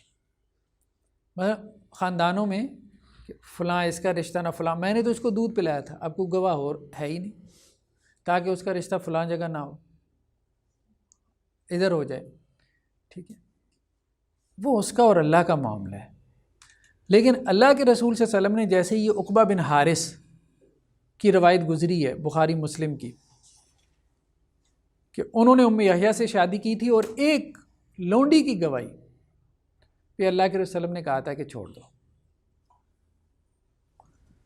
جب یہ بات کہی جا چکی ہے نا تو اب اس کو چھوڑ دو، اب تمہارے لیے یہ درست نہیں.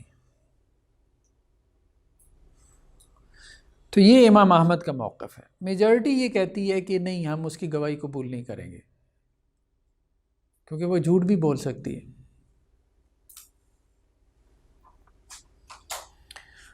لیکن کچھ فقہا نے اس میں سختی کی ہے، جیسے حناف کہتے ہیں کہ نہیں، گواہی ہونی چاہیے اور گواہی بھی دو مردوں کی ہو. نہیں، یہ نہیں، یہ عورتوں کے معاملات ہیں حناف کا. ہم مطلب ایک عورت دودھ پلانے سے پہلے پہلے دو مرد بلوائے گی کیا کہ دیکھو میں اس کو دودھ پلا رہی ہوں، فضول بات ہے.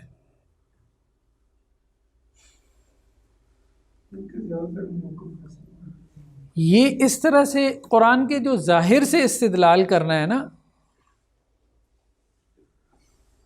وَاسْتَشْهِدُوا شَهِيدَيْنِ مِن رِجَالِكُمْ، پھر وہی بات ہوئی تھی کہ وہ ایک لین دین کے معاملے کی بات ہو رہی ہے.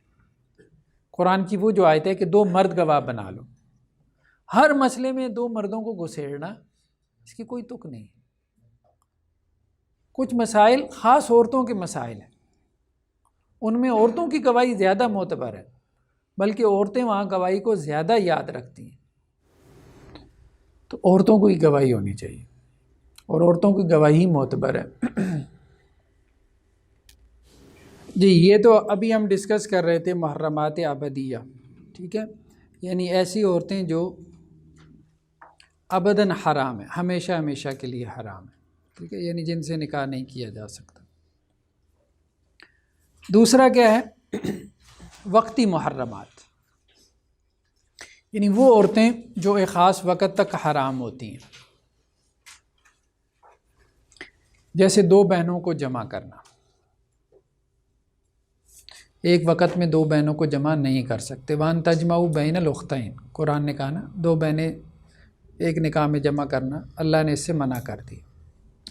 اور اللہ کے رسول نے کیا کہا کہ خالہ اور بھانجی کو اور پھوپھی اور بھتیجی کو جمع نہیں کر سکتے، ایک وقت میں جمع نہیں کر سکتے، یعنی ایک کو طلاق دے دی تو پھر دوسرے سے نکاح ہو سکتا ہے۔ اس وجہ سے کہ ظاہری بات ہے ان میں آپس میں جو ایک رشتہ ہوتا ہے سوکن کا، تو وہ فساد پیدا ہوگا نا۔ وہ قریبی رشتے جو ہے، جو صلہ رحمی والے رشتے ہیں، تو وہاں جو ہے وہ قطع رحمی پیدا ہونے کے امکانات ہیں۔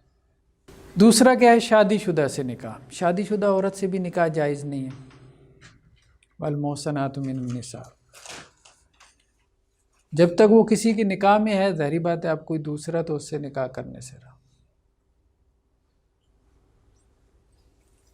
اور اس سے بھی منع کیا گیا کہ جی وہ اگر کسی کے نکاح میں ہے تو اب اس کو بیلا پھسلا کے کہ جی طلاق لو تو وہ ایسا ہے ایسا ہے، جیسے پرانے زمانے میں لوگ غلاموں کو جو ہے وہ بلاتے تھے، پھسلاتے تھے اپنے مالکوں کے خلاف۔ تو اس سے بھی جو ہے وہ ہمارے دین نے منع فرمایا۔ عدت میں نکاح، کوئی عورت جو ہے وہ حالت عدت میں ہے، اس کا شوہر فوت ہو گیا یا اس کو طلاق ہو گئی، تو اس میں اس سے نکاح جائز نہیں ہے۔ مطلقہ ثلاثہ، ٹھیک ہے، یعنی جس بیوی کو اس نے 3 طلاقیں دے دی ہیں تو اب اس سے نکاح نہیں کر سکتا، اس کے لیے حرام ہو گئی نا، اب اس کے لیے حرام نہیں۔ اگر تو قرآن نے کہا نا دوسری جگہ اس کا نکاح ہو جاتا ہے، وہاں سے اس کو طلاق ہو جاتی ہے،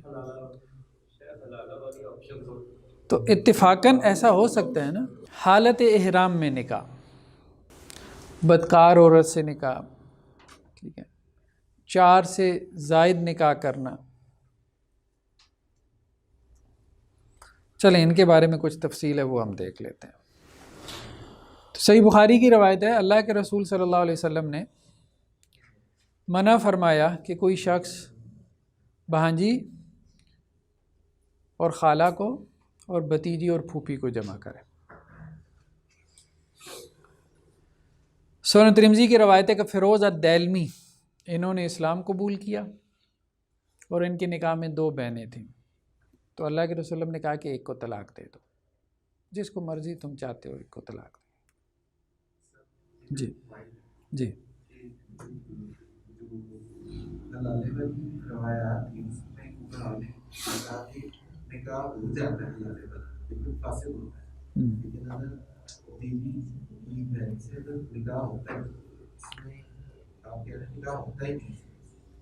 ہاں ہوتا ہی نہیں ہے نا۔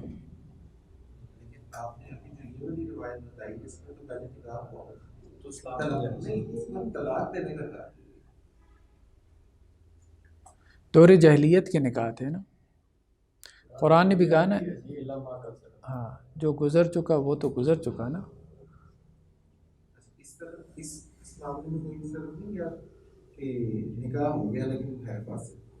دیکھیں دور جاہلیت کے نکاح کو قرآن اور سنت نے نکاح کنسیڈر کی ہے۔ اللہ کے رسول کو مجھے بتائیں جو ہے خدیجہ سے نکاح ہوا تھا کب ہوا تھا؟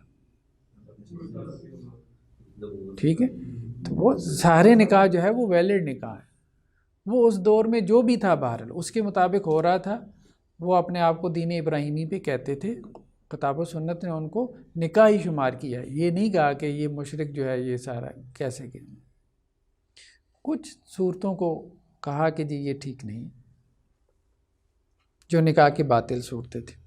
حالت احرام میں نکاح، صحیح مسلم کی روایت ہے حضرت عثمان رضی اللہ عنہ سے کہ اللہ کے رسول نے فرمایا کہ حالت احرام والا جو ہے وہ نکاح نہ کرے اور نہ ہی نکاح کروائے اور نہ ہی نکاح کا پیغام بھیجے۔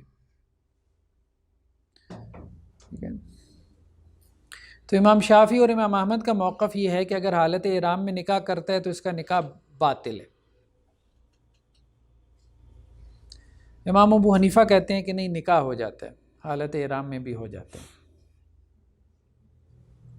وہ یہ کہتے ہیں کہ بخاری کی روایت ہے کہ اللہ کے رسول نے حضرت میمونہ سے نکاح کیا جبکہ وہ حالت احرام میں تھی، لیکن یہ راوی کا وہم ہے، یہ راوی کا وہم ہے، کیونکہ حضرت میمونہ نے خود یہ بات کہی ہے کہ میرا نکاح حالت احرام میں نہیں ہوا، انہوں نے خود یہ بات یہ اصل میں روایت ہے حضرت عبداللہ ابن عباس سے.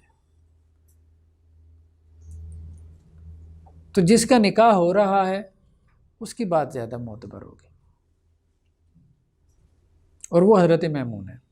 اور پھر درمیان میں جو پیامبر ہے، اصل میں ایک اور بھی گواہ مل گیا نا، جو نکاح کے لیے اللہ کے وسلم کا پیغام جو ہے وہ حضرت میمونہ کی طرف لے کے جائے. وہ بھی یہ کہہ رہے ہیں کہ نہیں، یہ غلط فہمی ہے، یہ ابن عباس کو غلط فہمی لگی ہے، وہ حالت احرام میں نہیں تھے، یہ نکاح حالت حلال میں ہوا ہے. ہاں یہ ضرور تھا کہ جا رہے تھے، یہ ضرور تھا کہ جا رہے تھے، رستے میں تھے، لیکن ابھی احرام میں آئے نہیں تھے. تو اس لیے یہی موقف زیادہ بہتر ہے کہ پھر حالت احرام میں کتنے دن گزارنے ہیں؟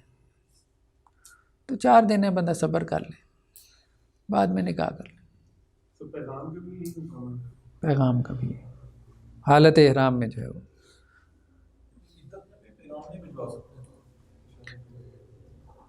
متوفی عنہا کو ہم نے کہا تھا نا، اشارہ کنایہ سے. بدکار عورت سے نکاح کرنا، زانیہ عورت سے یا زانی مرد سے نکاح کرنا، تو قرآن نے تاکید کی ہے نا اس بات کی کہ اہل کتاب کی عورت سے بھی اگر نکاح کرنا ہے تو وہ کیا ہونی چاہیے؟ پاک دامن. پاک دامن کی شرط لگائی قرآن. اسی طرح قرآن میں سورہ نور میں الزانی لا ینکح الا زانیہ و مشرکہ، زانی مرد جو ہے وہ نہیں نکاح کرے گا مگر زانی عورت سے یا مشرک عورت سے. والزانیہ، اور زانی عورت لا ینکح الا زان، اس سے بھی وہی نکاح کرے گا جو زانی مرد ہوگا یا مشرک ہوگا. وحرم ذلک علی المؤمنین، اور یہ اہل ایمان پہ کیا ہے؟ اہل ایمان پہ یہ حرام ہے کہ وہ مشرک سے نکاح کریں یا پھر بدکار سے نکاح کریں، یہ ان پہ حرام ہے. لیکن نکاح ہو جائے گا، یہ نہیں ہم کہیں گے کہ جی اگر اس نے اگر کسی زانی عورت سے نکاح کر لیا تو وہ نکاح نہیں ہوا. نکاح تو ہو جائے گا، لیکن یہ ہے حرام. جی نہیں، دیکھیں ہم یہ بات کر رہے ہیں کہ آپ کا سوال سمجھ نہیں آ رہا.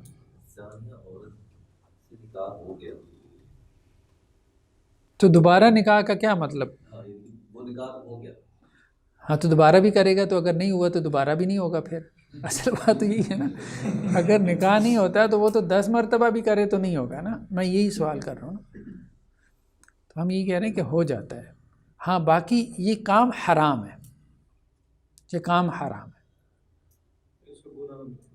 گناہ ملے گا، یا وہ اس کی سزا دنیا میں بھی بھگتے گا، ظاہری بات ہے. تو اس سے مستثنا ہوگا، توبہ کر چکا ہے. ہاں جو توبہ کر چکے ہیں، یا پھر اس سے ایک اور چیز مستثنا ہے. حضرت عمر رضی اللہ عنہ سے ہمیں یہ چیز ملتی ہے کہ جب ان کے پاس کوئی جوڑا لایا جاتا تھا کہ اس نے آپس میں بدکاری کی ہے تو وہ دونوں کا نکاح کروا دیتے تھے. الخبیثات للخبیثین والخبیثون للخبیثین، ان کا تو کروانا ہی چاہیے. صحیح بات ہے، کسی اور کو جا کے کیوں خراب کرے؟ نہیں، ہم یہ بات کر رہے ہیں کہ جو غیر شادی شدہ، جو غیر شادی شدہ ہیں، آپ ان کو سزا لاگو کی اور ان کا آپس میں کیا کیا؟ نکاح کروا دیں، شادی کروا دیں. لیکن آج کل جس معاشرے میں ہم رہ رہے ہیں، میں نے بہت دیکھا ہے کہ لوگ اپنی بچیوں کی شادیاں یا اپنی بہنوں کی شادیاں، ان کو پتہ ہوتا ہے کہ یہ لڑکا جو ہے نا یہ زانی ہے، اور پھر کہتے ہیں چلو کوئی بات نہیں یار، پیسے والا دے گا. یہ ہے یعنی نہیں، بہت غلط. 20 to 25% جو ہے نا یہ پریویل کر رہا ہے اس وقت ہمارے پاکستان میں. دیکھیں وہ پھر اس کو لڑکی کو بھی برداشت کرنا پڑتا ہے نا. لڑکی کو تو بتاتے ہی نہیں، اس بیچارے کو تو بتاتے ہی نہیں. ساری زندگی کے لیے اس کے لیے وہ چیز عذاب بن جاتی ہے.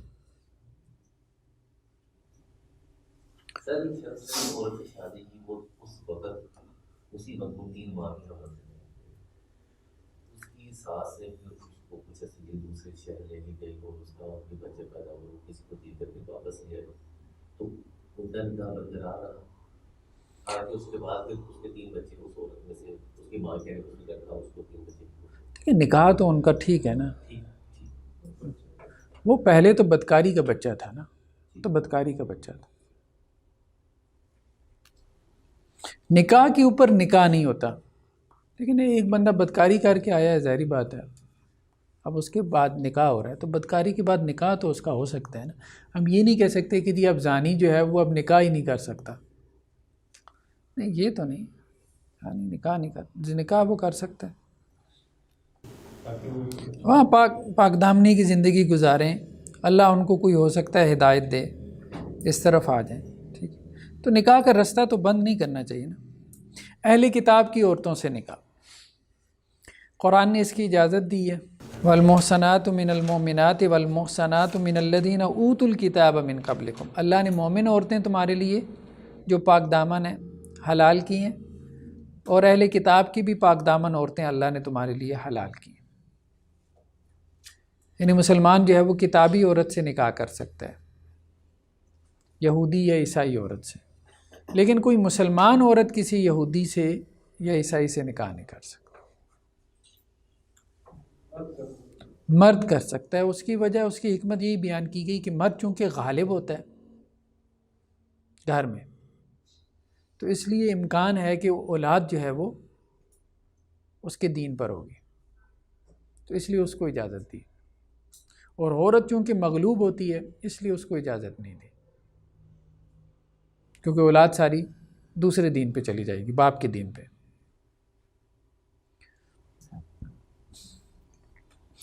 پسندیدہ ناپسندیدہ تو اس میں تو لایا جائے گا کہ کس سچویشن میں پسندیدہ ہے یا مطلق ناپسندیدہ ہے، آج کے دور میں کیا سکتا بعض اگرچہ اہل علم اس طرف گئے ہیں کہ یہ ٹھیک نہیں ہے، جیسے یہ حضرت عبداللہ بن عمر سے ایک روایت لے کے آئے ہیں کہ ان سے پوچھا گیا کہ کسی یہودی یا عیسائی عورت سے نکاح کرنا کیسا ہے، تو انہوں نے کہا بھئی اللہ تعالیٰ نے مشرک عورت سے نکاح حرام کر دیا، یہ بات کہی، تو اب مجھے نہیں پتہ اس سے بڑا شرک کیا ہوگا، کوئی یہ کہے کہ جی عیسیٰ جو ہے وہ ہمارا رب ہے، یہ حضرت عبداللہ بن عمر نے کہا، لیکن میجورٹی جو صحابہ کی تھی وہ اس کے جواز کی قائل تھی، جیسے حضرت عثمان نے ایک عیسائی عورت سے نکاح کیا، حضرت عثمان نے، اگرچہ وہ بعد میں مسلمان ہو گئی تھی لیکن نکاح کے وقت وہ عیسائی تھی، نائلہ۔ اسی طرح حضرت حذیفہ نے ایک یہودی عورت سے نکاح کیا،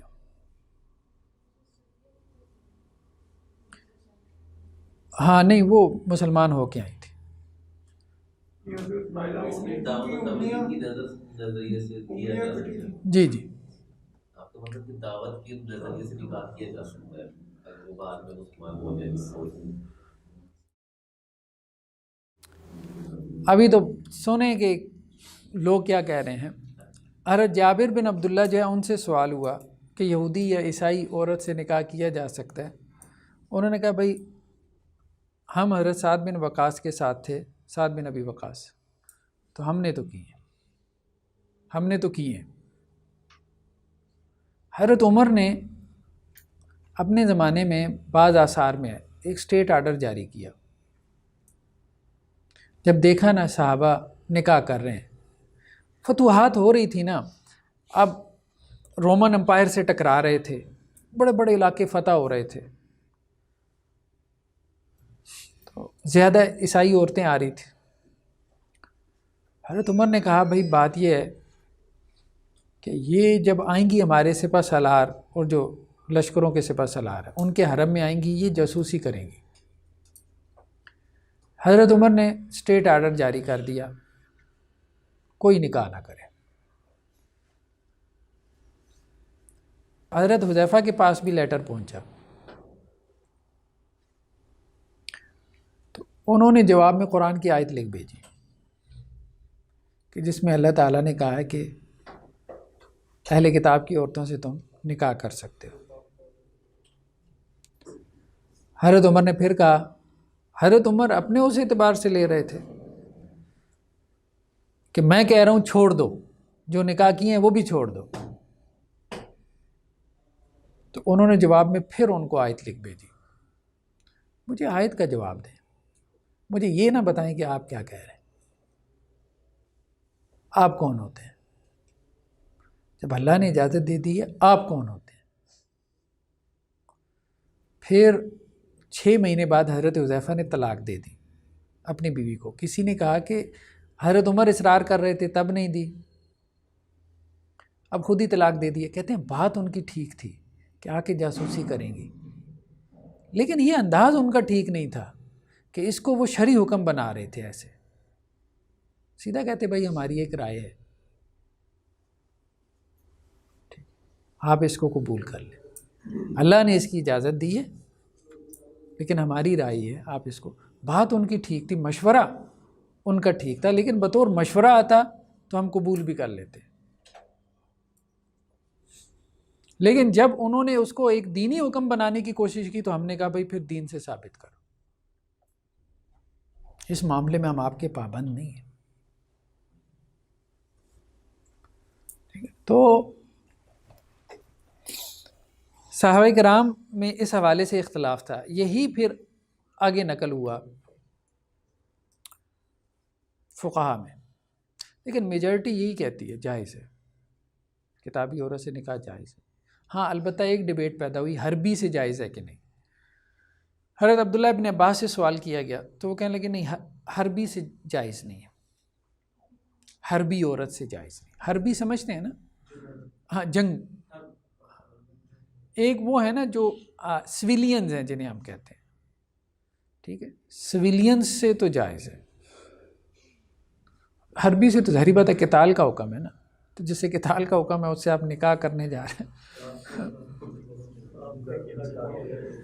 وہ بات سمجھ نہیں نہ آتی، سینس نہیں نہ بنتی. حربی عورت اس کو کہتے ہیں جو حالت جنگ میں ہے مسلمانوں سے، یعنی کافروں کی 2 قسمیں کی گئی ہیں نا. ہمارے ہاں فقہا نے عام طور پہ کافروں کی 2 قسمیں کی ہیں. کہا کہ یہ حربی ہیں، یعنی یہ مسلمانوں سے حالت جنگ میں ہیں، جیسے ان کی فورسز ہوتی ہیں، ٹھیک ہے، آرم فورسز جسے ہم کہتے ہیں. اور ایک ان کے عوام الناس ہوتی ہے، وہ حالت جنگ میں نہیں ہوتی.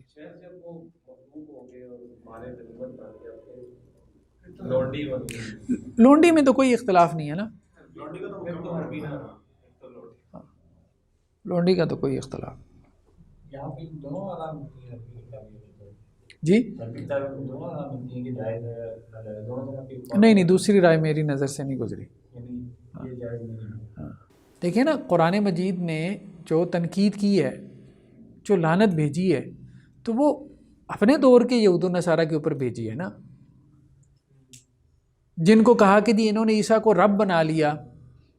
تو وہ کون سے یہود و نصارہ تھے؟ وہ کوئی 1400 سال بعد آنے والے نہیں تھے، وہ وہی تھے، اور انہی سے جو ہے وہ نکاح کی اجازت دی.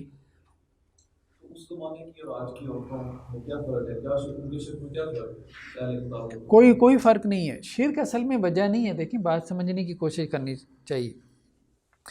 قرآن مجید نے مشرک میں فرق کیا ہے. ایک مشرک وہ ہے جو ہندو ہے، جو کتابی نہیں ہے، اور جو اہل کتاب کا مشرک ہے اس کے ساتھ معاملات کی اجازت دی ہے قرآن مجید نے. یعنی ان کا ذبیحہ بھی حلال کیا جب وہ اللہ کا نام لے کے ذبح کریں، اور ان کے ساتھ نکاح کو بھی جائز رکھا ہے. کیونکہ وہ دیکھیں نا، اب اہل کتاب جو ہے وہ آخرت کو مانتے ہیں، جنت جہنم کو مانتے ہیں، وہ نبیوں کو مانتے ہیں، وہ تقدیر کو مانتے ہیں، وہ فرشتوں کو مانتے ہیں، وہ کتابوں کو مانتے ہیں. بہت فرق پڑ جاتا ہے نا، بہت فرق پڑ جاتا ہے. تو قوم میں کافر میں فرق ہے، اصل بات یہ ہے. اور قرآن نے اس فرق کا لحاظ کیا. وہاں اس فرق کا لحاظ نہیں کیا تو پھر یہاں کے مسلمانوں میں پھر لوگوں نے بالکل ہی فرق مٹا دیے. ٹھیک. تو ایک ڈیبیٹ یہ پیدا ہوئی کہ یہود النصارہ کے علاوہ جو لوگ کتابی ہیں تو ان سے نکاح جائز ہے کہ نہیں. دیکھیں جو ورلڈ ریلیجنز ہیں نا، دنیا کے مذاہب، ان میں سے کچھ ایسے ہیں جو مین میڈ ہیں، وہ تو ہمیں پتہ ہے یعنی وہ دعویٰ ہی نہیں کرتے کہ ہم کوئی آسمانی مذہب ہے، جیسے ہندو مت ہے، بودھزم ہے، سکھزم ہے، یہ سب انسانوں کے بنائے مذاہب۔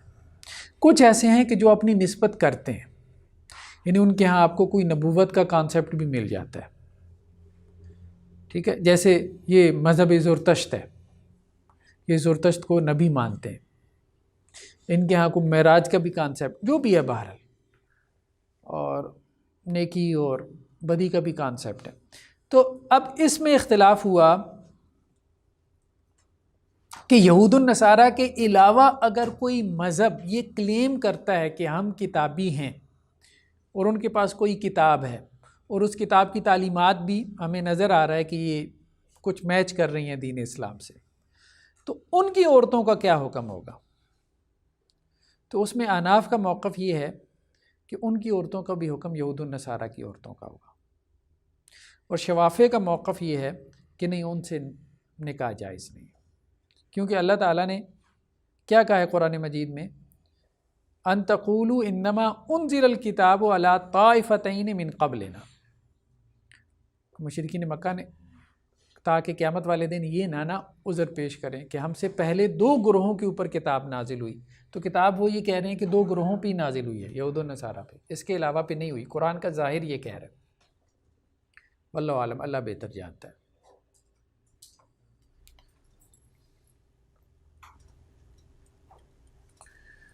مسلمان عورت کا غیر مسلم سے، نان مسلم سے نکاح، تو اس پہ اجماع ہے، کنسنسس ہے کہ یہ نہیں ہوتا، ٹھیک۔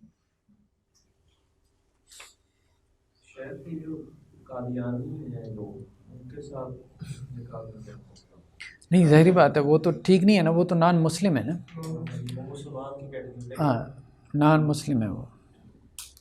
4 سے زائد نکاح کرنا، 4 سے زائد جو بھی نکاح ہوں گے، اب ظاہری بات ہے وہ عورتیں اس کے لیے وقتی طور پہ کیا ہیں، حرام ہیں، وقتی محرمات کی بات ہم کر رہے ہیں نا، تو 4 سے زائد عورتیں اس کے لیے کیا ہیں، حرام ہیں، الا یہ کہ ان 4 میں سے کسی کو طلاق دے کے۔ کس وجہ سے لگی؟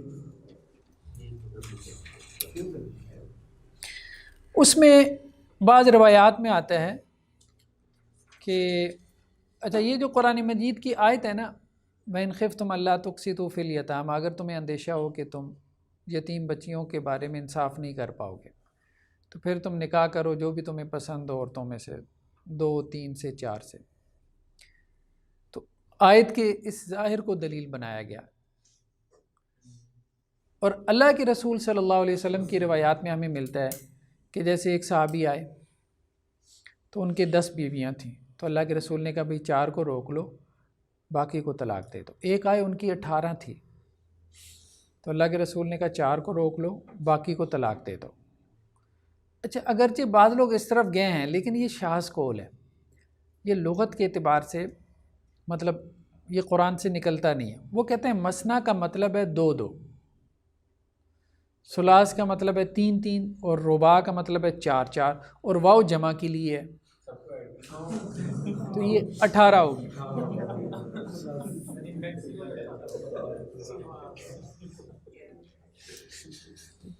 لیکن یہ استدلال کمزور ہے، مطلب اس پہ لغوی اعتبار سے پھر بہت ڈیبیٹ ہوئی ہے، لغوی اعتبار سے قواعد لغویہ کی روح سے یہ استدلال کمزور ہے۔ ہاں ایک استدلال البتہ ہمارے ہاں کچھ علماء نے کیا ہے، اس میں کچھ وزن ہو سکتا ہے،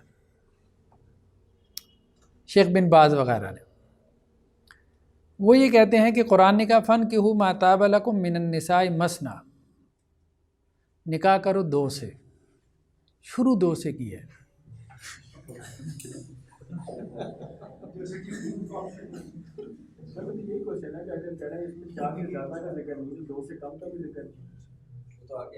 وہ آگے ہے نا، ہاں وہ یہی کہتے ہیں کہ اصل میں حکم دیا ہے کہ 2 نکاح کرو، 3 کرو یا 4 کرو، ہاں کہا کہ جو اب یہ نہیں نہ کر سکتا وہ پھر 1 کر لے۔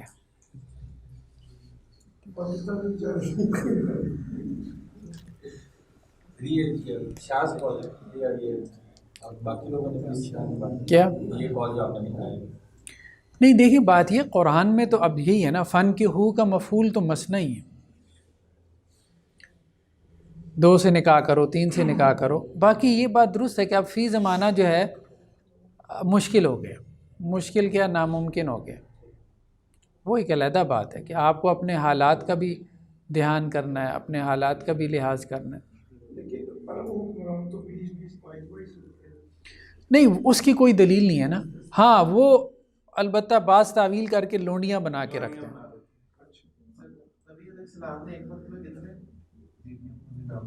نہیں، اللہ کے رسول صلی اللہ علیہ وسلم کے لیے تو خصوصی اجازت تھی نا، ٹھیک ہے، تو آپ صلی اللہ علیہ وسلم کے خصوصی اجازت تھی. ایک وقت کا ہے 4.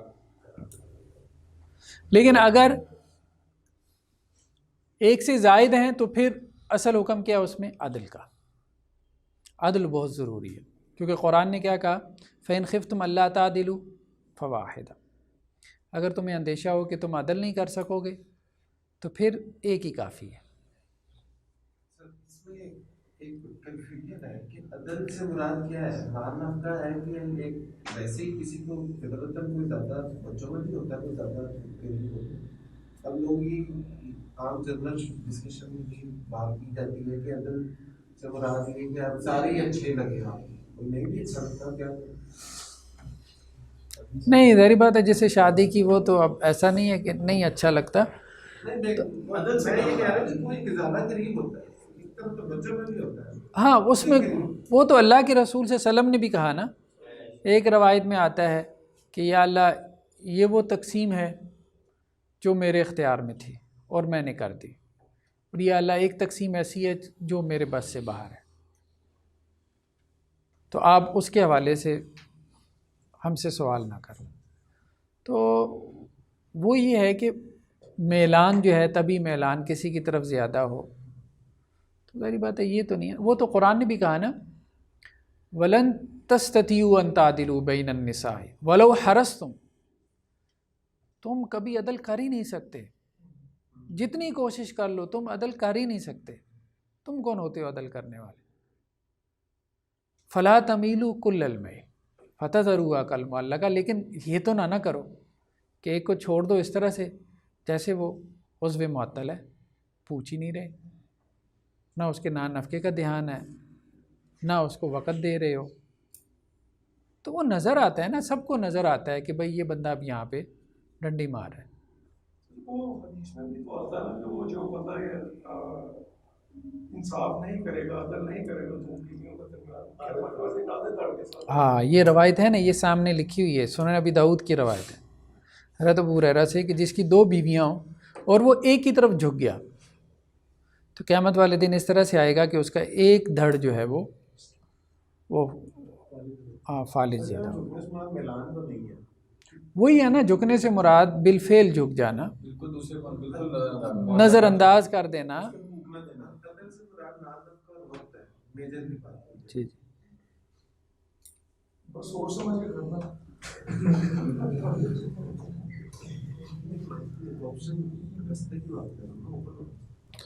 تو یہ سنن ابی داؤد کی روایت ہے نا کہ اللہ کے رسول صلی اللہ علیہ وسلم نے کہا تھا کہ یا اللہ یہ وہ تقسیم ہے جس کا مجھے اختیار تھا، تو اب جو ہمارے اختیار سے باہر ہے اس بارے میں آپ ہم سے سوال نہ کرنا. وہی بات جو اولاد کے حوالے سے آئی ہے. چلیں جی آخری بات پھر ہم اس کو وائنڈ اپ کرتے ہیں. ہاں، کیا عورت جو ہے یا عورت کے اولیاء نکاح کے وقت میں شرط لگا سکتے ہیں کہ جی شوہر دوسری شادی نہیں کرے گا؟ جیسے عام طور پہ ابھی بھی نکاح فارم میں یہ شرط موجود ہوتی ہے. ٹھیک، کچھ لوگ اس کو خالی چھوڑ دیتے ہیں، کچھ اس کو کرواتے ہیں کہ جی وہ نہیں کرے گا. کرواتے ہیں وہ کر لیتے ہیں، نہیں خالی چھوڑ دیتے ہیں وہ نہیں کرتے. امام احمد کا موقف یہ ہے کہ بیوی یا اس کے اولیاء یہ شرط لگا سکتے ہیں کہ شوہر دوسری شادی نہیں کرے گا اور یہ ویلڈ ہوگی. امام احمد کا، ابن تیمیہ وغیرہ، ابن قیم بھی اسی طرف کے ہیں. وہ کچھ عمومی حدیثوں سے دلیل پکڑتے ہیں. جیسے بخاری کی روایت گزری ہے نا کہ اللہ کے رسول نے کہا کہ سب سے زیادہ جن شرائط کو پورا کرنے کا تمہیں حکم ہے وہ نکاح کے وقت لگائی جانے والی شرائط ہے.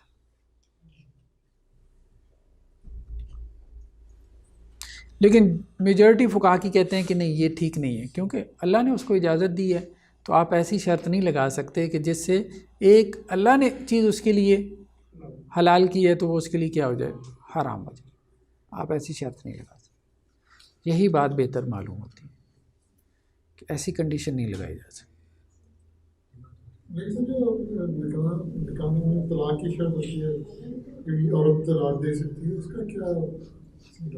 وہ ہم طلاق میں بھی دیکھیں گے، لیکن وہ ٹھیک نہیں ہے. عورت طلاق نہیں دے سکتی، یا عورت کو طلاق کا حق تفویض کیا، لیکن کتاب الطلاق میں ہم انشاءاللہ پڑھیں گے اس کو. ہاں، عورت کے پاس خلا کا حق ہے، طلاق کا حق اس کے پاس. ایک اور جو انہوں نے دلیل پکڑی ہے وہ ایک روایت ہے صحیح بخاری کی کہ اللہ کے رسول صلی اللہ علیہ وسلم نے خطبہ دیا اور کہا کہ یہ جو بنو ہشام ہیں، ابو جہل کے خاندان کے لوگ تھے، یہ میرے پاس آئے اور یہ مجھے کہتے ہیں کہ ہم نے علی کو اپنی بیٹی دینی ہے.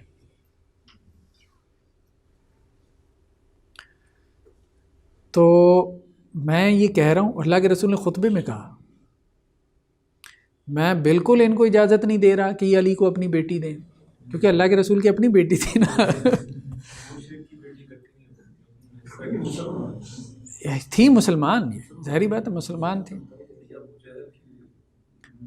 تو اللہ کے رسول نے کہا میں بالکل اجازت نہیں دیتا، میں اجازت نہیں دیتا، میں اجازت نہیں دیتا. ہاں، اگر علی کو زیادہ پسند ہے نا وہاں نکاح کرنا، تو پہلے میری بیٹی کو طلاق دے پھر نکاح کر لے. بے شک فاطمہ جو ہے میرے جگر کا ٹکڑا ہے، ایک چیز سے اس کو تکلیف پہنچتی ہے تو مجھے بھی تکلیف پہنچتی ہے. ایک اور روایت میں ہے کہ اللہ کے رسول نے کہا دیکھو بات یہ ہے، میں حلال کو حرام نہیں کرتا یا حرام کو حلال نہیں کرتا، لیکن اللہ کی قسم اللہ کے رسول کے دشمن کی بیٹی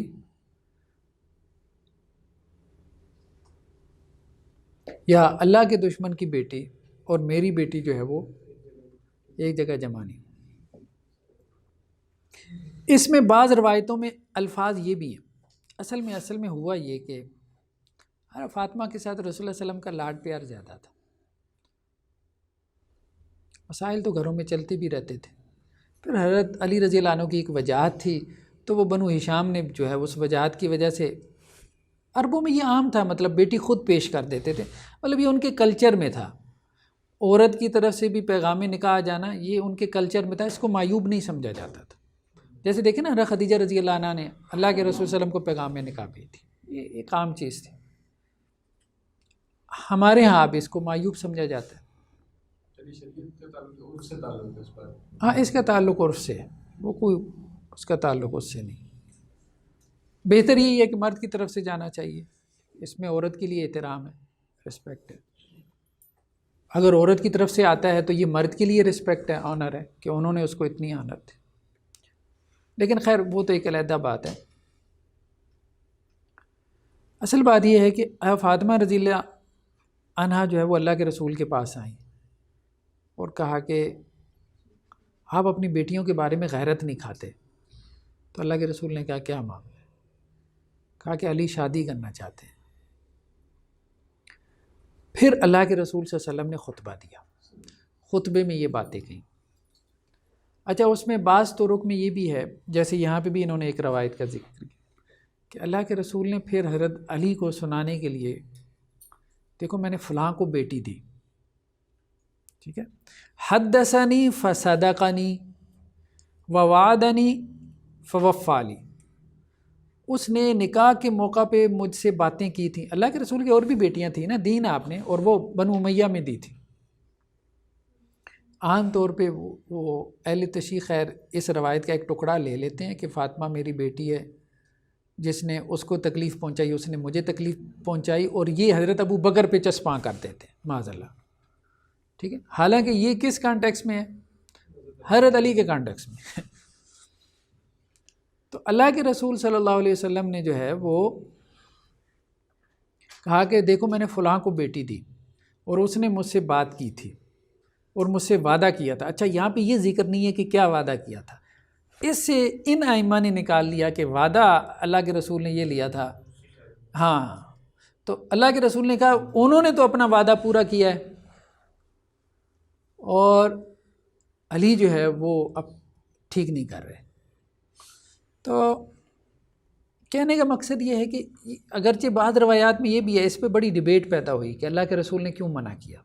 ظاہری بات ہے جب قرآن نے اجازت دے دی، اللہ کے رسول نے کیوں منع کیا دوسری شادی. دیکھیں بات یہ ہے کہ تباہن جو ہے ناپسندیدہ عورت کے لیے بھی.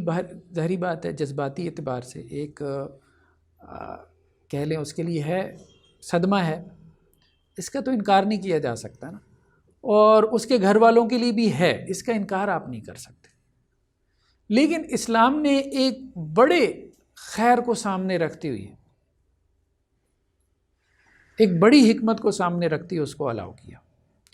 تو رسول اللہ صلی اللہ علیہ وسلم کے جو الفاظ ہیں وہ کیا ہیں کہ آپ صلی اللہ علیہ وسلم فرمایا وَأَنَا أَتَخَوَّفُ أَن تُفْتَنَ فِي دِينِهَا. مجھے یہ ڈر ہے کہ اگر علی نے شادی کر لی تو فاطمہ کا دین خطرے میں پڑ جائے گا. یعنی بعض عورتیں جو ہے اگر ان کا شوہر شادی کر لے تو وہ اپنے دین ایمان سے بھی جاتی رہیں، اپنے شوہر سے ان کا ایسا تعلق ہے کہ اپنے دین ایمان سے بھی جاتی رہیں. تو پھر علماء نے یہاں سے یہ استدلال کیا ایسے آدمی کو اوائڈ کرنا چاہیے دوسری شادی. شفقت پدری، اس لیے اللہ کے رسول نے کہا میں حلال کو حرام نہیں کہتا، حرام کو حلال نہیں کہتا، لیکن یہ ہے کہ مجھے اس سے تکلیف ہوگی. اس کے بعد حضرت فاطمہ رضی اللہ عنہ کی جب وفات ہو گئی نا، اللہ کے رسول سے 6 ماہ بعد ہی حضرت فاطمہ رضی اللہ عنہ بھی چلی گئی. پھر حضرت علی رضی اللہ عنہ نے 8-9 شادیاں کی ہیں، لیکن جب تک حضرت فاطمہ حیات رہی ہیں ان کی زندگی میں حضرت علی نے پھر شادی نہیں کی. کسی اور تو بات نہیں ہے، یعنی کہ نبی صلی اللہ علیہ وسلم کے بیٹے کے بعد کسی اور سے شادی کی. جی یعنی کہ حضرت عثمان کی بھی نبی صلی اللہ علیہ وسلم کی 2 بیٹیاں ان کے عقد میں جمع تھیں. جی باری باری. تو جب وہ زندہ تھی، ہاں بالکل زندہ تھے، کسی اور سے شادی کی تھی نہیں. تو نبی کریم صلی اللہ علیہ وسلم تو ہجرت دوران جب تک عقد میں رہے ایک ہی شادی تھی، اس کے بعد یعنی پہلی بیوی کے جانے کے بعد جتنی مرضی اچھا